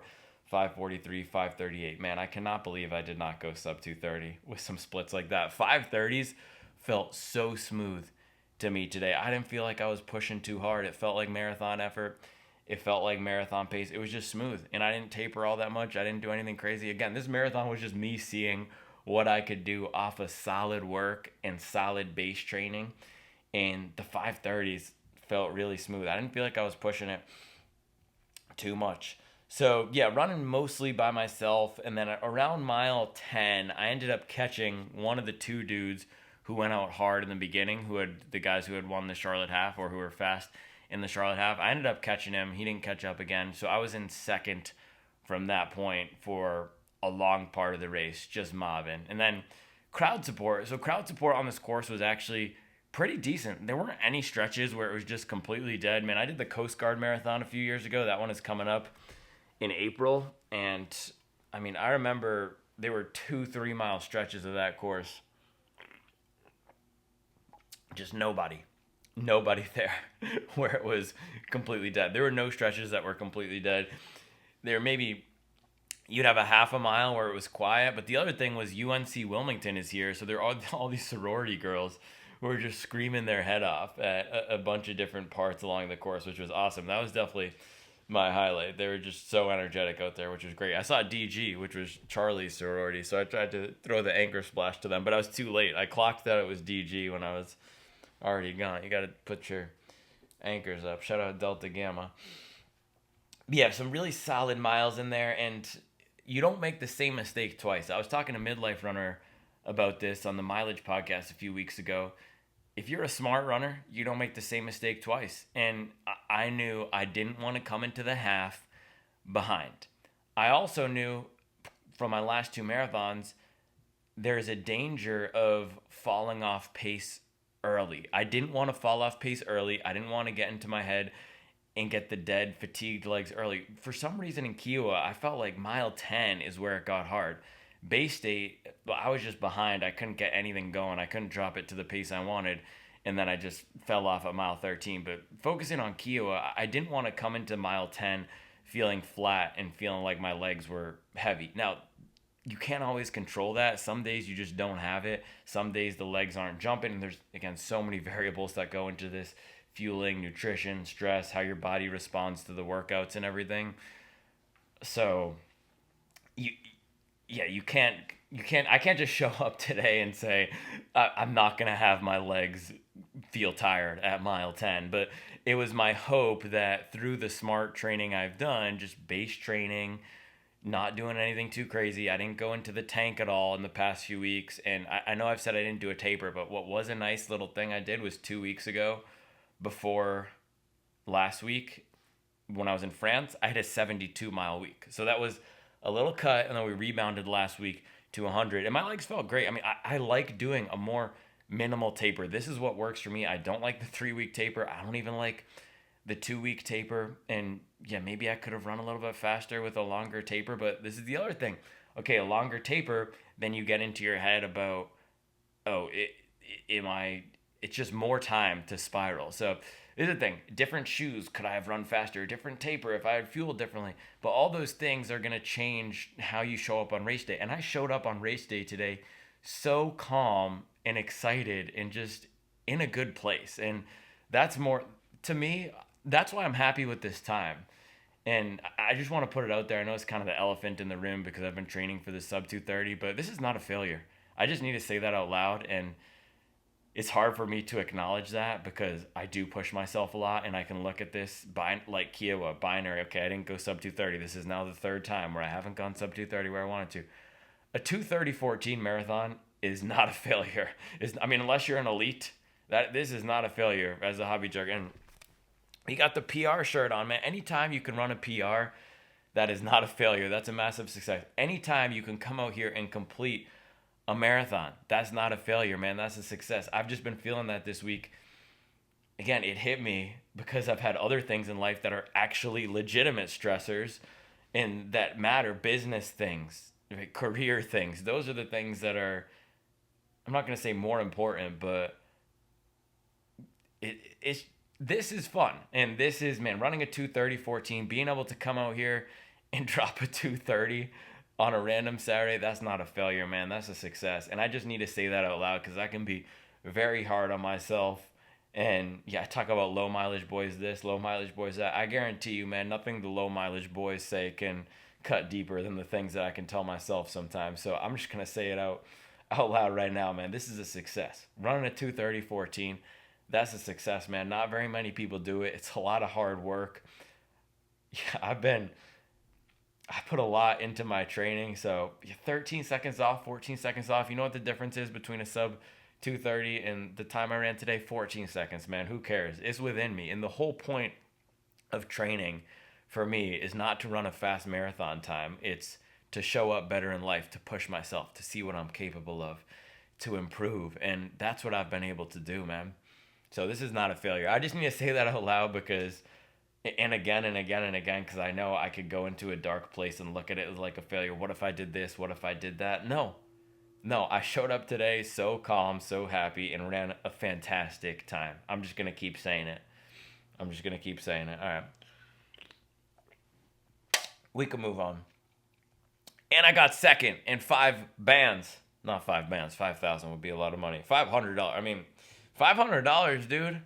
$500. That's not bad. It basically pays for my trip down here.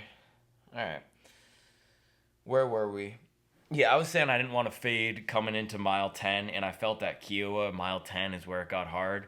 And maybe I'll do some sort of analysis between this and the last one, but yeah, mile 9, 5:34, mile 10, 5:34, mile 11, 5:36, mile 12, 5:36. I was just locked in. And my heart rate on those miles, right around 170. 171, 171, 172, 168, 170. So feeling good. A little bit of elevation gain on those miles too. 20, 26, 52, 26. There was a bridge that we had to go over on some point, like a little overpass thing. So I was just locked in. I was feeling good. I was passing people. I passed a lot of guys doing the half, and I was just running fearless today. I did not want to run scared. I did not want to have that thing. Can I do it? Can I not do it? No, I know I can do it. I'm just going to go. I'm just going to send it. So yeah, came into mile 10, 5:34, and my whole mindset was just get to the next big number. So get to mile 10, feeling good, feeling strong. And by the way, fueling, mile 4, I did the caffeine gel. Mile 8, non-caffeine gel. So then mile 12, took another non-caffeine gel. And then mile 13 came in again, 5:36, 5:36, 5:37 at mile 13. And my watch said, when I came into the real mile 13, where they had it set up, or the real halfway point, I was 114 flat. So, I mean, I was just perfect. And I knew I came out a little hot. And the thing about the marathon, people tell you to positive to negative split. So that's the common hobby jogger race method. But the way that a lot of the PR, oh man, my knee hurts. I might have messed up my knee today. I was running pretty hard.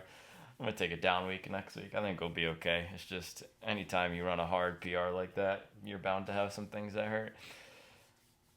What was I saying? Yeah, halfway point, came in at 114. Oh, negative splits. They tell you to negative split. So one of the common theories, should we make this low so you can see my PR, man? You got to see the PR weather. There we go. One of the common theories is you should pace your marathon faster in the second half. You know how hard it is to do that in practice, especially when you get down to these times where, man, my heart rate is getting up there. I'm pushing. It is not easy to hang on to these paces. It's hard to negative split, man. I did it in Chicago for my 2:39. I don't know if I'm going to be able to negative split another marathon. I mean, maybe now, because my next marathon is Chicago, and who knows what I'll go for then, but I've got a lot of time to train. Maybe I'll try a negative split. But I actually liked the race strategy I had today. I liked going out hard and then hanging on in the back half. And I didn't feel like I went out too hard today. And I know you can look at the splits, and we'll get to it, and maybe they suggest that. But with how I was feeling, it's just, you get tired in the back half of a marathon. That's what happens. All right, halfway, coming through at 1:14 official. With this, I don't know what I came in on my watch, but the official, I came in right around 1:14. I think it was 1:14 flat or 1:14.10. And then I was rolling pretty good, 5:37, 5:34. Mile 15, that was the first suggestions of it getting hard. And I knew there will be a rough patch. There will be a part where it gets hard. I was able to push that away for the first 15 miles. But mile 15 is where it started creeping in. Okay, it is getting a little bit tough, but I was hanging on, 5:34. Mile 16, 5:43. That was my first mile in the 5:40s for a long time there. But then mile 17, 5:38. Mile 18, 5:39. And this is when I got past, right around the 17 to 20 mark. And again, I was just, let's get to the next big checkpoint. So at mile 10, I was, okay, I'm feeling good. I'm running strong. Let's just get to the half. Came to the half on pace. Let's just get to 16, because once we have 16, we're in the single digits left. We have 10, and then it's single digits left. Once I was at 16, let's get to 20. But 15 is when it started getting hard. And oh, man, I got 5 miles till the next checkpoint at mile 20, my mental checkpoint, and it's getting tough. It's getting tough. I just had a moment of panic that we weren't plugged in, dude. That's classic. We are plugged in. So yeah, started cracking a little bit, mile 16, 5:43. But it's interesting if you look at the heart rate, man, 164. It dropped to 164, mile 17, 5:38 pace, and it's still 165. So it really takes a long time for me to settle in. And what was my average heart rate? Yeah, 169. My average heart rate at Kiowa was 168. So it's just, it goes to, it's weird. It's so weird how that works for me. It's so weird how that works. But yeah, mile 17, 5:38, 18, 5:39, 19, 5:43, 20, 5:46. So this is when it started getting hard, man. And it's the classic thing. Mile 20 is when it gets hard in a marathon. Historically, that's actually not been the case for me. It's usually either earlier on in the race or that thing never comes. But today, it's because I ran hard and I ran a PR.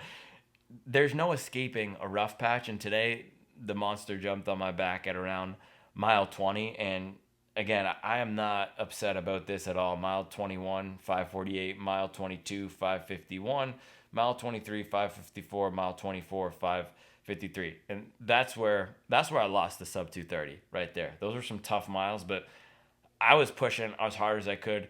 Those were also miles that were on the course tough. We were running through a park. There were a lot of wet bridges. We were going up, down, around. There's going to be quirks of every course. So the course was tough. It was also the toughest part of the marathon mentally. And I was pushing pretty good. I felt like I was giving it all I had at that point. I couldn't have pushed any harder. And I'd also dropped off. I was in fourth place at that point, and there were 2 guys ahead of me who'd passed me at around mile 17. Now, at that point, I had to decide, do I hang with these dudes or do I fall back? And I was thinking back to Kiowa, and it was a little bit different at Kiowa, because Kiowa, I got passed at mile 14. This dude caught up to me and then passed me for a second, and I said, bucko, we're going for a ride together. And I dropped down to 5:37 and was flying for the next 2 miles. So I think if I had a perfect day, 5:37 right now, it would be my average marathon pace. I was super close to that, and I was dropping a lot of 5:37s in there. Didn't happen today. But today, I did hang on with those guys, but I also didn't need the mental kick in the butt to keep going like I did in Kiowa, because at Kiowa, I was in a really tough mental spot when this dude caught up to me. And so having him catch up gave me what I needed to keep going. Today, I just decided to let them go at a certain point because I knew if I tried to push 5:35s at that point, I would blow up. And thankfully, I did not blow up. I was barely hanging on. I will call this barely hanging on, but I did not blow up, which is good. So, where were we? Yeah, those guys passed me at mile 17, and then it getting tough in the park around mile 22, 23. I was digging deep, and yeah, looking at this, mile 22 to 24, or mile 21 to 24, that's it right there. 5:48, 5:51, 5:54, 5:53. Those were the tough miles. But at the same time, I could look back at these splits and say, man, mile 7, 5:32, mile 9, 5:34, mile 10, 5:34. So it's just the race that I decided to run today, go out hard in the beginning and hang on. And again, it got tough in the end, but I never felt like I went out too hard. And I know it might seem weird to say that because I slowed down in the back half, but I felt very controlled. And it's just the general fatigue that you get at the end of the marathon. And I think I know if I had put in an actual quality marathon training block where I'm doing the Daniel style long runs, which I love, when I'm doing the big tempo sessions in 2x4 miles at threshold pace, or 4x2 miles at threshold pace during a 120-mile week, that's what is going to prepare me to hang on to 5:30s at the end. It's just I didn't have the emotional energy and the mental energy to be able to do that in the past 2 months. And that's okay, man. That was my takeaway from this block, man. We can't always be pushing. The fact that I was still able to run a 2-minute PR, I got 2 minutes faster off of just very solid, consistent work and showing up with a positive attitude on race day. So again, it can't always be perfect, but pretty gosh dang good day, man. Yeah, a few bad miles in there, 5:51, 5:54, 5:53. I can always play the game. If I ran 5:45s for those miles, I would have ran a sub 2:30. But guess what? If I was running 5:45s at mile 9, I would have gotten in my head likely and fallen off the pace even harder, and maybe I would have came in at 2:36. So you can't play that game. It's really hard to play that game. But yeah, some tough miles, just grinding. I was grinding, and those are the miles that you work for with marathon training right there. Miles 21 to 25, when it was just getting so tough. That's when you just dig deep. And again, I'm not upset with it because I was giving it everything that I had on those miles, and I couldn't dig any harder. And in previous races, it's gotten tougher earlier. And of course, there's the mental thing, the central governor. Could I have physically run harder? Well, of course, because I dropped the 5:30 at the end, but it's hard to let it fly 5:30s earlier if you're not feeling 100%. So those are the things we're just doing, the training, long runs, being better prepared. My preparation was solid, right? It wasn't perfect. I've done a lot of consistent work. You don't run a 2:30 without very strong training. So I just didn't have the exact specific preparation in the final, whatever it was, 2 months. But yeah, mile 25, 26. So I was still in 4th place. And then I was just climbing, man. I climbed the ladder. I think I passed the dude in 3rd around mile 23 or 24. And I didn't know if he was going to come with me, but I was just cooking. And again, that's why I'm not upset about this race, because I was in 4th place. I got passed by these dudes. I was running 5:50s, and then I climbed back and I beat them. So every race is different, man. And these miles here, they're also just a reflection of the course. If the course were flatter there, I would have ran again, all these different variables. That mean I could have run a sub 2:30, but that wasn't in the cards today. What was in the cards was putting up a really good fight. And yeah, just being able to fight back. It's something I did in Kiowa. It's something I did today. I've been focusing so much on that when it gets tough, just fighting back. And that's why this race is more valuable to me than any time, because it's the mental success of getting over that hurdle of when it gets tough, I'm going to keep fighting. Because I've had races, Bay State, where I quit on it, where it got tough. And there were times in life where I used to just give up on things and quit when it gets tough. And today proved that, man, I'm not going to do that. And also, when those dudes passed me, I felt so calm. I said, it's okay. It's okay. I'm running my own race. Anytime anybody passed me, I'm running my own race. And yeah, I got prize money for being in second. That's cool. But I didn't care about podiuming or winning prize money. I cared about running my strongest race today, which I was able to do. And even better, that I was able to show myself and prove that I could fight back when it got tricky right there. So it's always going to get hard in a marathon, man. It's how we respond. And I was just telling myself, don't run 6-minute miles. Don't run 6 minutes. I think in the future it's going to be don't run 550 miles. If I didn't run any 550 miles, I would have been a lot closer. But that's all I had today. And I actually thought I was a little bit closer because my watch had me about 0.3 ahead. My official watch was 26. Let me see, 26.54. So my watch had me 0.3 ahead. But yeah, when I got to 25, I actually thought I had it at that point. Doing the hobby jogger math, I thought I had the sub 230, but I was just digging deep. That 5:45 on mile 25 was painful, and that's when I gained the lead, gained the lead to second place, and then I just dropped the absolute hammer once I saw mile 26. Man, that 5:30 right there, and yeah, my heart rate jumped to 173. That was among some of the hardest I've ever run. I was screaming. I was saying, ha, ha, let's go. I was just leaving it all out there. So 13 seconds off. But, man, if I ran a 5:45 on that mile, I would have been 30 or 20 seconds off. So left it all out there, man. Yeah, and then the last 0.2 here, ran a 5:18. I was just flying, and there was also a lot of half marathon people still finishing at that point, and maxed out the heart rate at 174 over there. Yeah, the finish was tricky. It's always tricky with these races where it's the half marathon and the full marathon at my fitness level, because a lot of the half marathon people are finishing at the same time, and this is what was happening in Kiowa too. I had to dodge a lot of them. But, I mean, that's not going to be 13 seconds right there. That's maybe 3 seconds. So I'm doing the thing I said I wasn't going to do, which is thinking about where I could have made up the seconds. The other way I need to look at it is, we can get the thing off. I could have run a 240. I could have run a 256. I could have gotten injured. I could have not finished the race. So, yeah, I'm really happy with that one. 2:30:16. I think it is, or what was it, 2:30:13, 2:30:14, I don't know, 2:30 something teen. And just a great race. Learned a few things. I'm sure I'll do a full breakdown, but as much as you can, base train. Just base train, man. I try to hammer this home all the time. 2-hour long runs, 1 quality session per week. Get your strides, get your hill sprints, a moderately high volume. If you peak typically at 60 miles per week during your big marathon blocks, try to run 45 miles per week every other week of the year. You will get faster. Man, if you're doing the half marathon, work up to 8 to 10 mile long runs every weekend.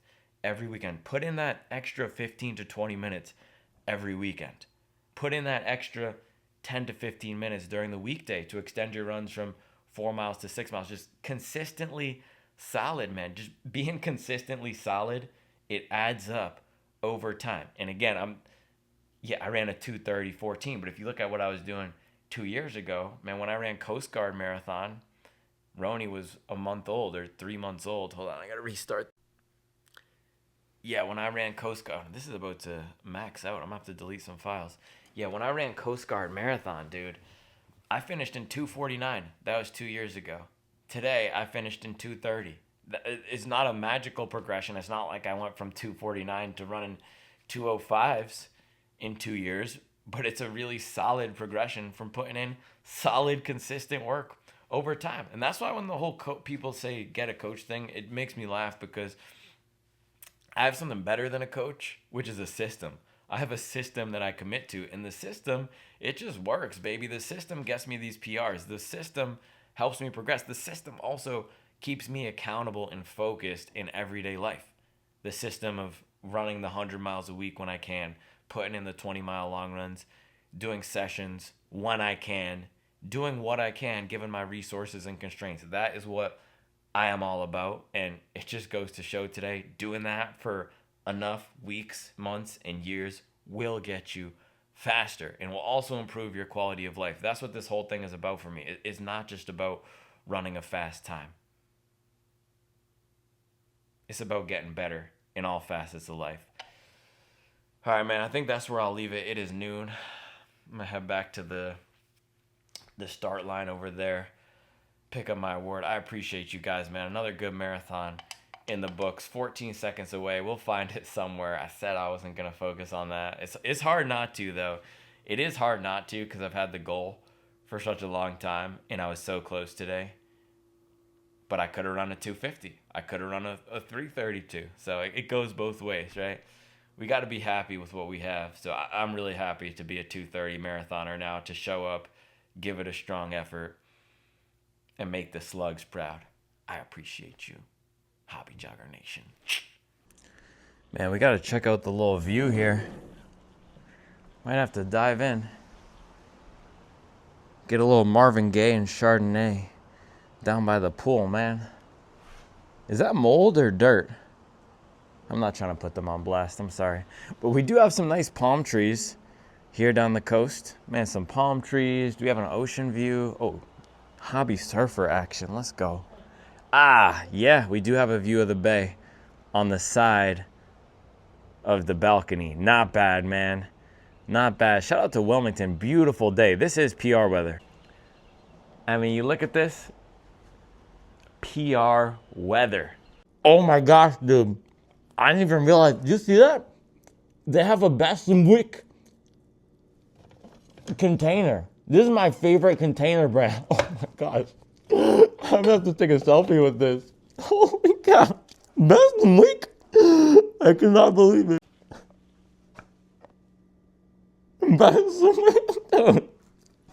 Wick. I wear every single chain, even when I'm in the house. All right, we're gonna get out of here. Actually, you know what? I'm grabbing one more of those beers, man. Shout out to my guy at SIBO. These are fire. I really was about to drop out of this race, man. I was either about to drop out of this race or do the half. But instead, I decided to send it, and I got a PR. There's a lesson for you, low mileage boys.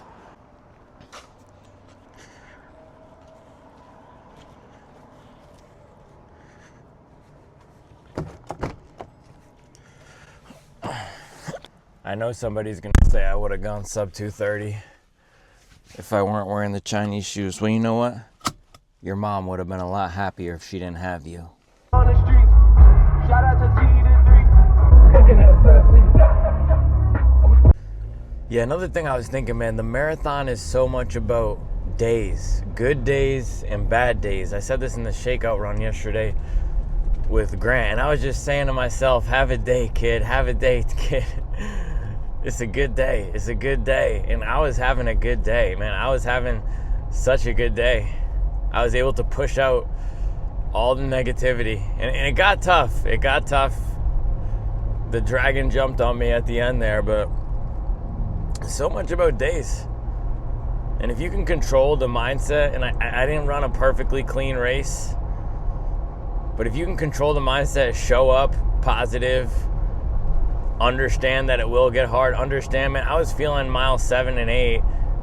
Oh, my glutes are getting sore. My hamstrings are getting sore, which I felt in Kiowa. But this time, I knew that it was my brain playing tricks on me. And that's what happens during a marathon when you're at mile 8 and you have 18 miles to go.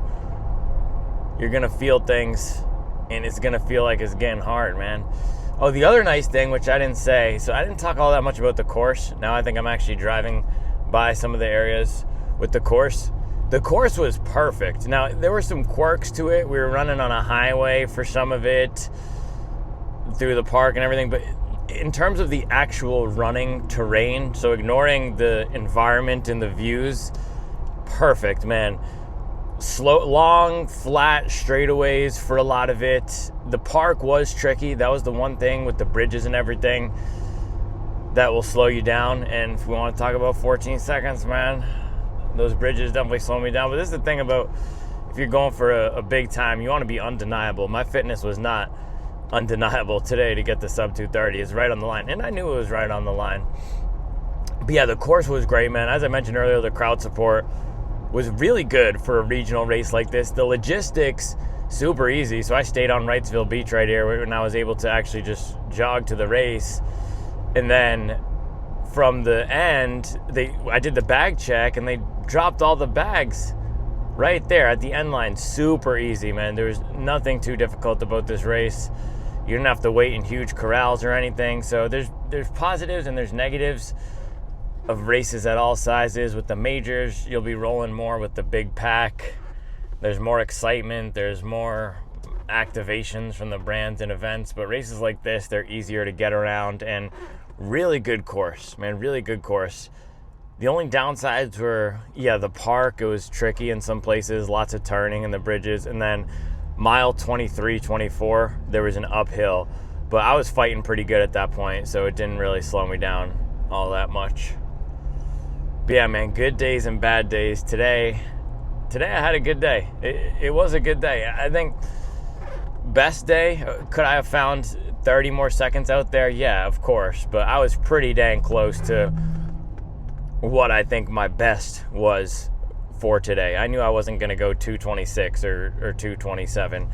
And I also felt there was a high possibility that I ran 235. Honestly. And I would have been happy with that too, because again, my whole goal today was just to come out, run hard, have fun, and remember why I got started with this thing in the first place, which I accomplished. And I got a new PR, man. I think I'm downplaying the fact that I got a PR a little bit because I didn't get my ultimate goal, but it wasn't the time. And now Charlie will be there when I do it.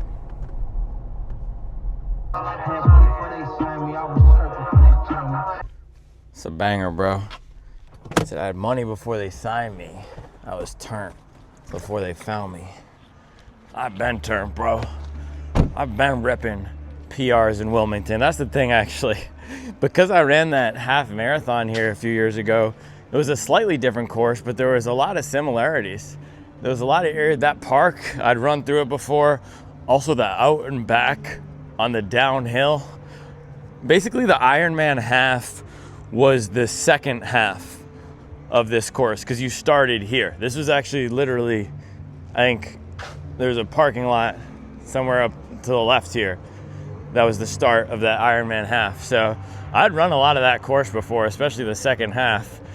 And the biking, because my friend Nick, who runs Trade Matthews, a CrossFit gym the town over from me, he did the bike portion, and we drove by it, and that was on where I just drove.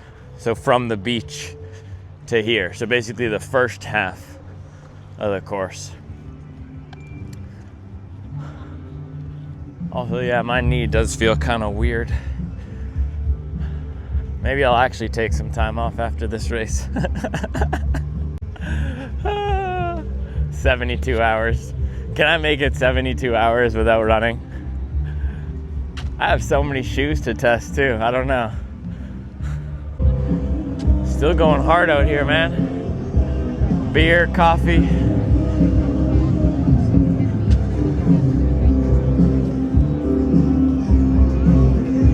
A little cover band action.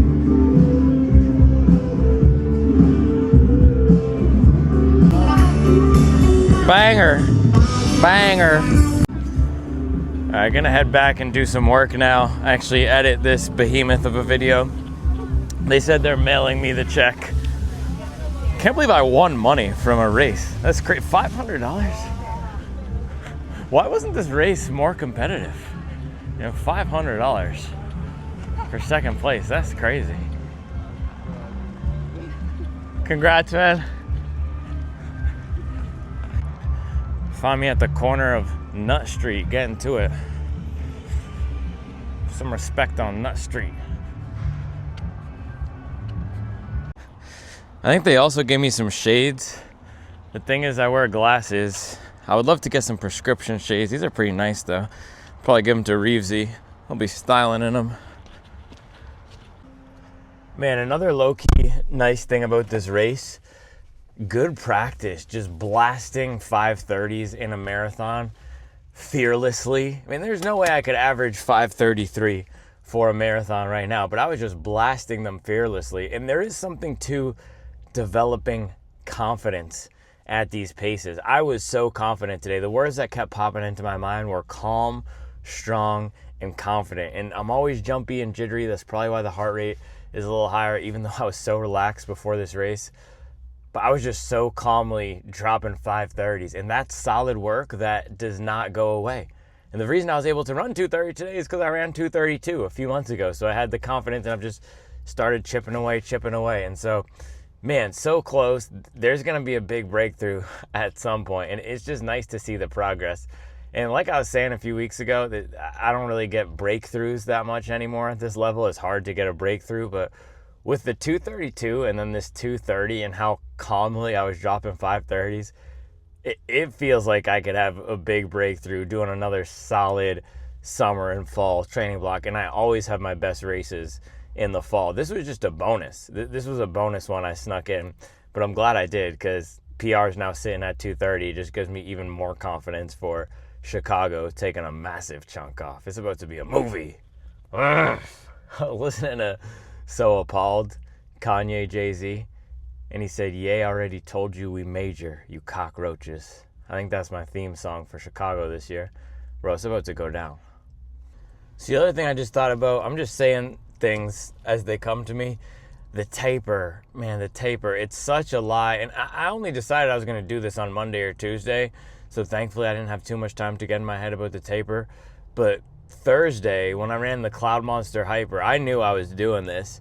And so I did that last tune-up workout, a few miles at marathon pace, and I couldn't hang on. I was hitting 5:44s, and it felt horrible. And I actually ended up averaging about 5:44, but first 20 miles, I was dropping some 5:30s in there, and it felt really smooth. So it just goes to show, man, you can't let yourself get too much into your head with these things. If you put in the solid, consistent work, don't worry about what happens on the taper. And yeah, race day is just different. I don't know what it is about it.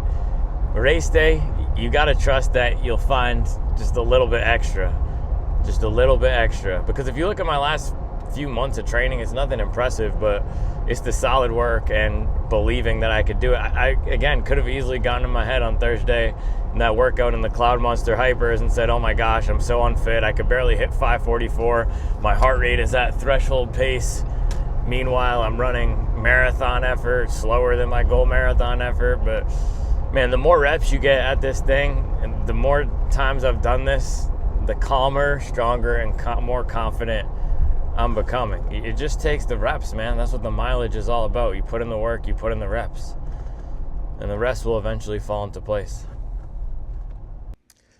Alrighty, the day of relaxation continues. By the way, there's been some times throughout this video, because I have gotten ahead on some editing, where there's a zzz with the mic. I've tried to cut out some of those sections, but there were some times where I had to leave it in, either because I thought I said something funny, or it was key to understanding what the heck was going on. So I apologize. I don't know what it is. I maybe think it's because with this fleece, there's some metal pieces. I don't know. I really don't know. I have the lav mic going, so hopefully it's not too bad for you all. But yeah, I'm going to go meet up with Grant, and we're going to get some drinks and dinner and just chill.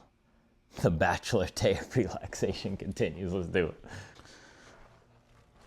Pull up in the Dynafish. Been a lot of things, but I've never been up. What do you think I was going to say, bro? What do you think I was going to say? Clean it up. Oh, man. Golden hour. Golden hour. Absolutely hitting. I mean, bro, just lovely. What a beautiful night. What an absolutely beautiful night.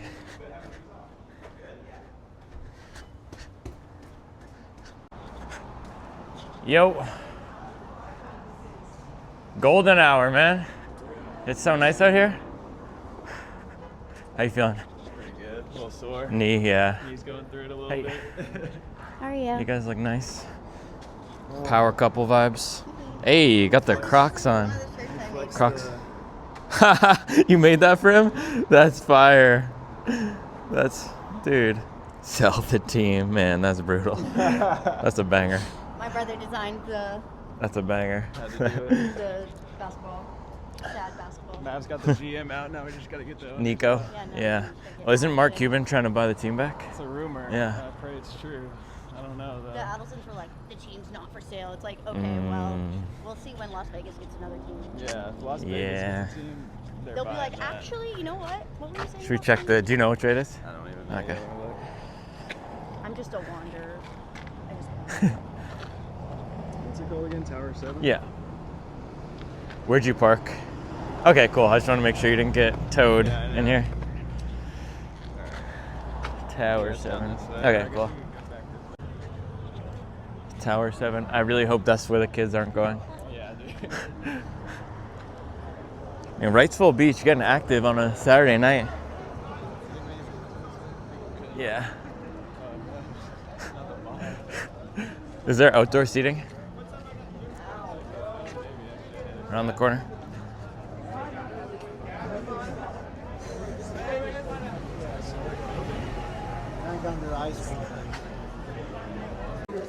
Little surf vibe in here. They also got the kilometerage sign. Well, KM 38.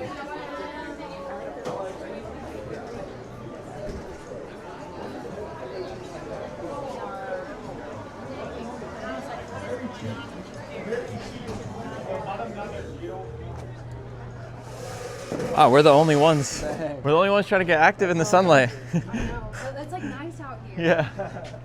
You want to go sit? You want to sit by the?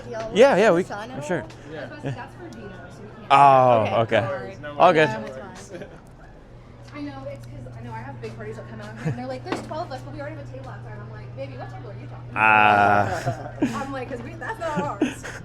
Here you go, and I'll grab that server for you. We'll be good. Thank you. Is my face that obvious? You're like, okay. Yeah. He says, Dude, vegetable fajitas actually look like a banger. Sizzling skillet with marinated peppers and onions. Killer veggie. Yeah. They also have a bunch of burritos on the back. What do you think tobacco onions are? Is that like a bloomin' onion? That's what all the kids in there order. Yeah, Zin. They just put Zin in the onions. yeah, I'm done. Fire. And we start going down this trail. It was like I say the trail. I mean, it kind of was a trail. It was just like a four-wheeler trail. It was muddy. Yeah. It was just a straight muddy path for. Was it a full mile?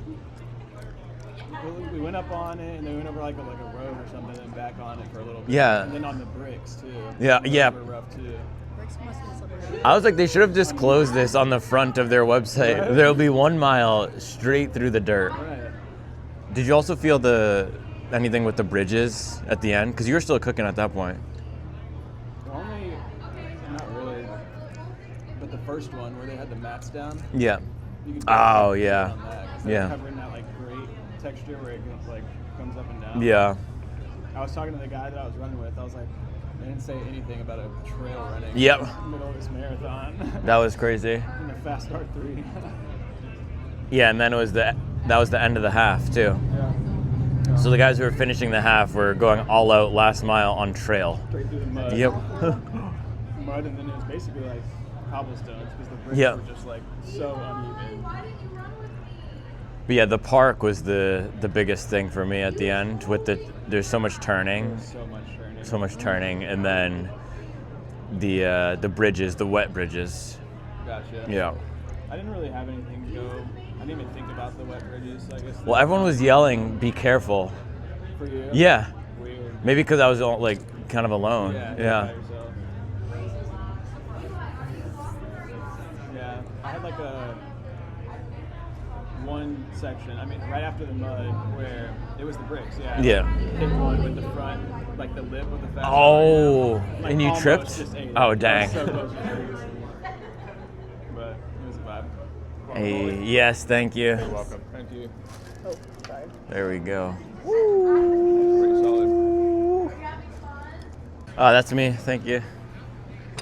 Woo. Beautiful. The shrimp tacos. Oh, more guac. Let's go. And your server's going to be right out to check on them to get anything you need. so much. I appreciate it. Banger. Thank you so much. Banger.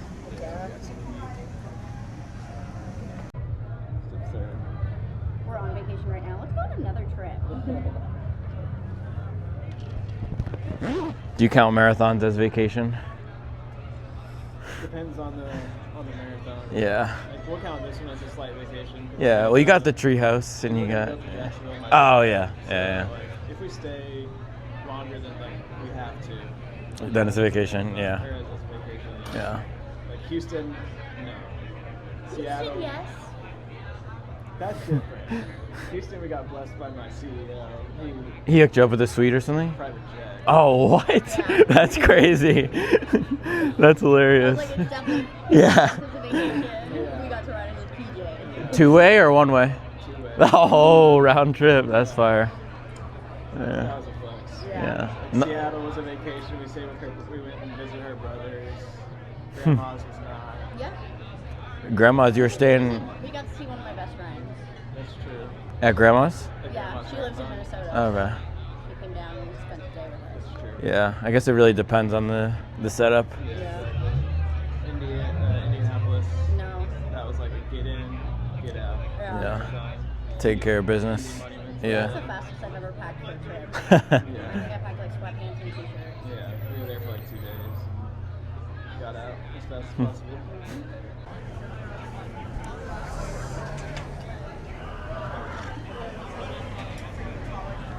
Yeah. Reminds me of cannons.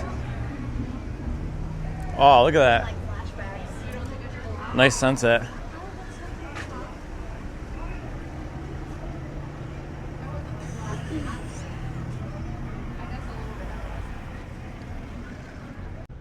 Oh, that's super nice. Should we see if we can get a little beach view? Yeah.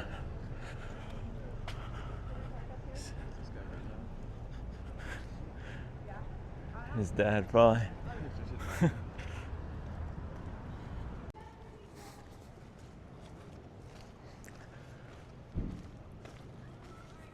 haven't even seen the ocean. I know. I thought we were going to be running along it for some of it. Also, I'm very cold now. I feel like I'm colder than I should be, maybe because of the marathon. Yeah, Yep. My hair's wet, so. yeah, that's worse. Wow. But oh my god. It's so beautiful. That's pretty.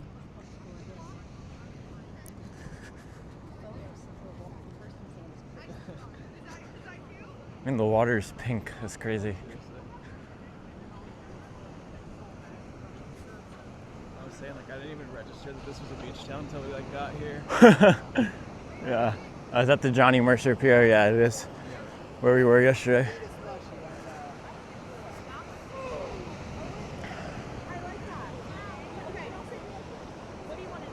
Let's do okay. Oh my goodness. Less sand, more sky. Did I do it? Okay. Like you go the same way. Okay.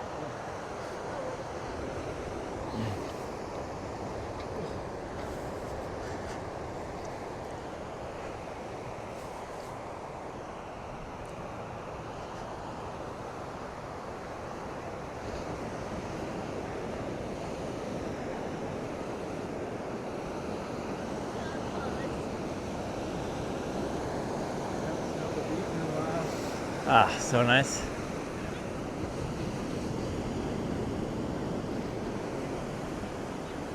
You gonna drop down to your knee? It's time. I'm like shivering out here.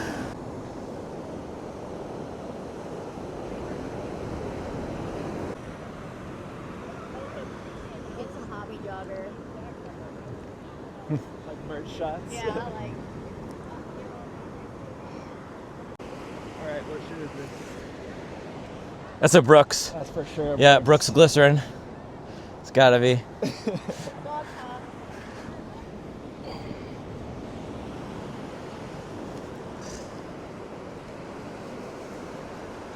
beach guy or a mountain guy? Mountains. Me too. Yeah, mountains. Definitely mountain house over beach house if I could. Yeah.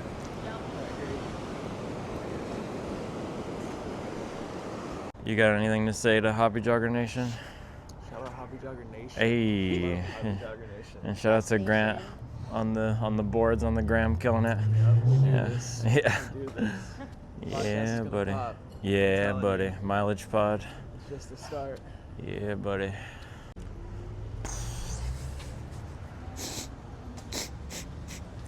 I'm sad to say goodbye, man.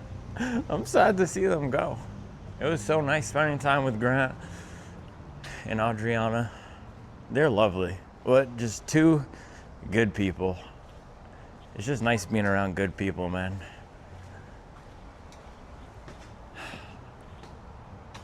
What a great day. PR, good people, good vibes. And you know what was great about dinner? We did not talk about running one time.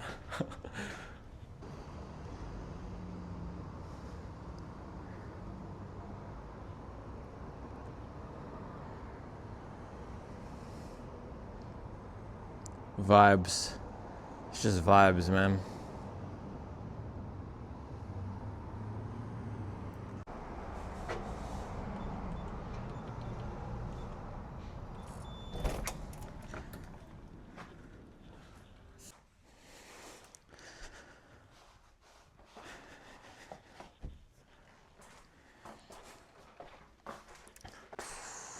Man, it's so nice to be back inside. Back inside in the warm. Gonna crack another SIBO beer. A little NA action. Good day, man. Good day. It's just a privilege to be in this era. There's a lot of stuff that can be stressful. If you're a guy in your 20s, 30s, 40s, which I know is 95% of the people watching this channel, and you're just grinding hard at work and you have a family and you're trying to make things happen, it can be stressful. It can be stressful, but the reason why a lot of us got into running is because it's an outlet and it's a way that we can channel some of that stress into something productive. So another good day, man. Had a good day today. 2:30:13. Another marathon in the books, baby. I think that's about all I have for you. I do appreciate you. And yeah, shout out to all the people. That's what I do want to say, man. Every time I come and do one of these events, it's just a reminder because I'm out there in Mint Hill all the time. A lot of the time by myself, just grinding mileage, grinding on editing, grinding on whatever I'm doing. And it can be very lonely. It's a solitary pursuit. I work from home. I'm in Mint Hill a lot. I drive Mason to school. I come back.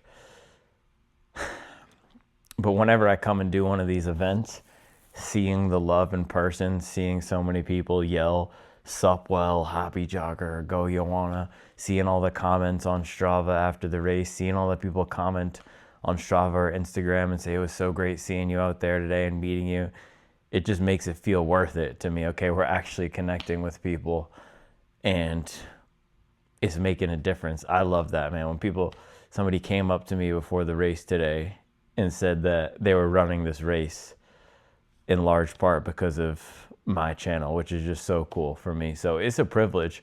It really is. I'm blessed and honored to have this platform and to be able to come out here and just rip.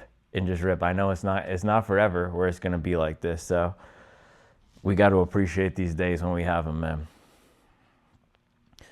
All right, that is all I have for you today. I appreciate you. I really do. Whenever I say I appreciate you, I mean it. I'll be back tomorrow with another video.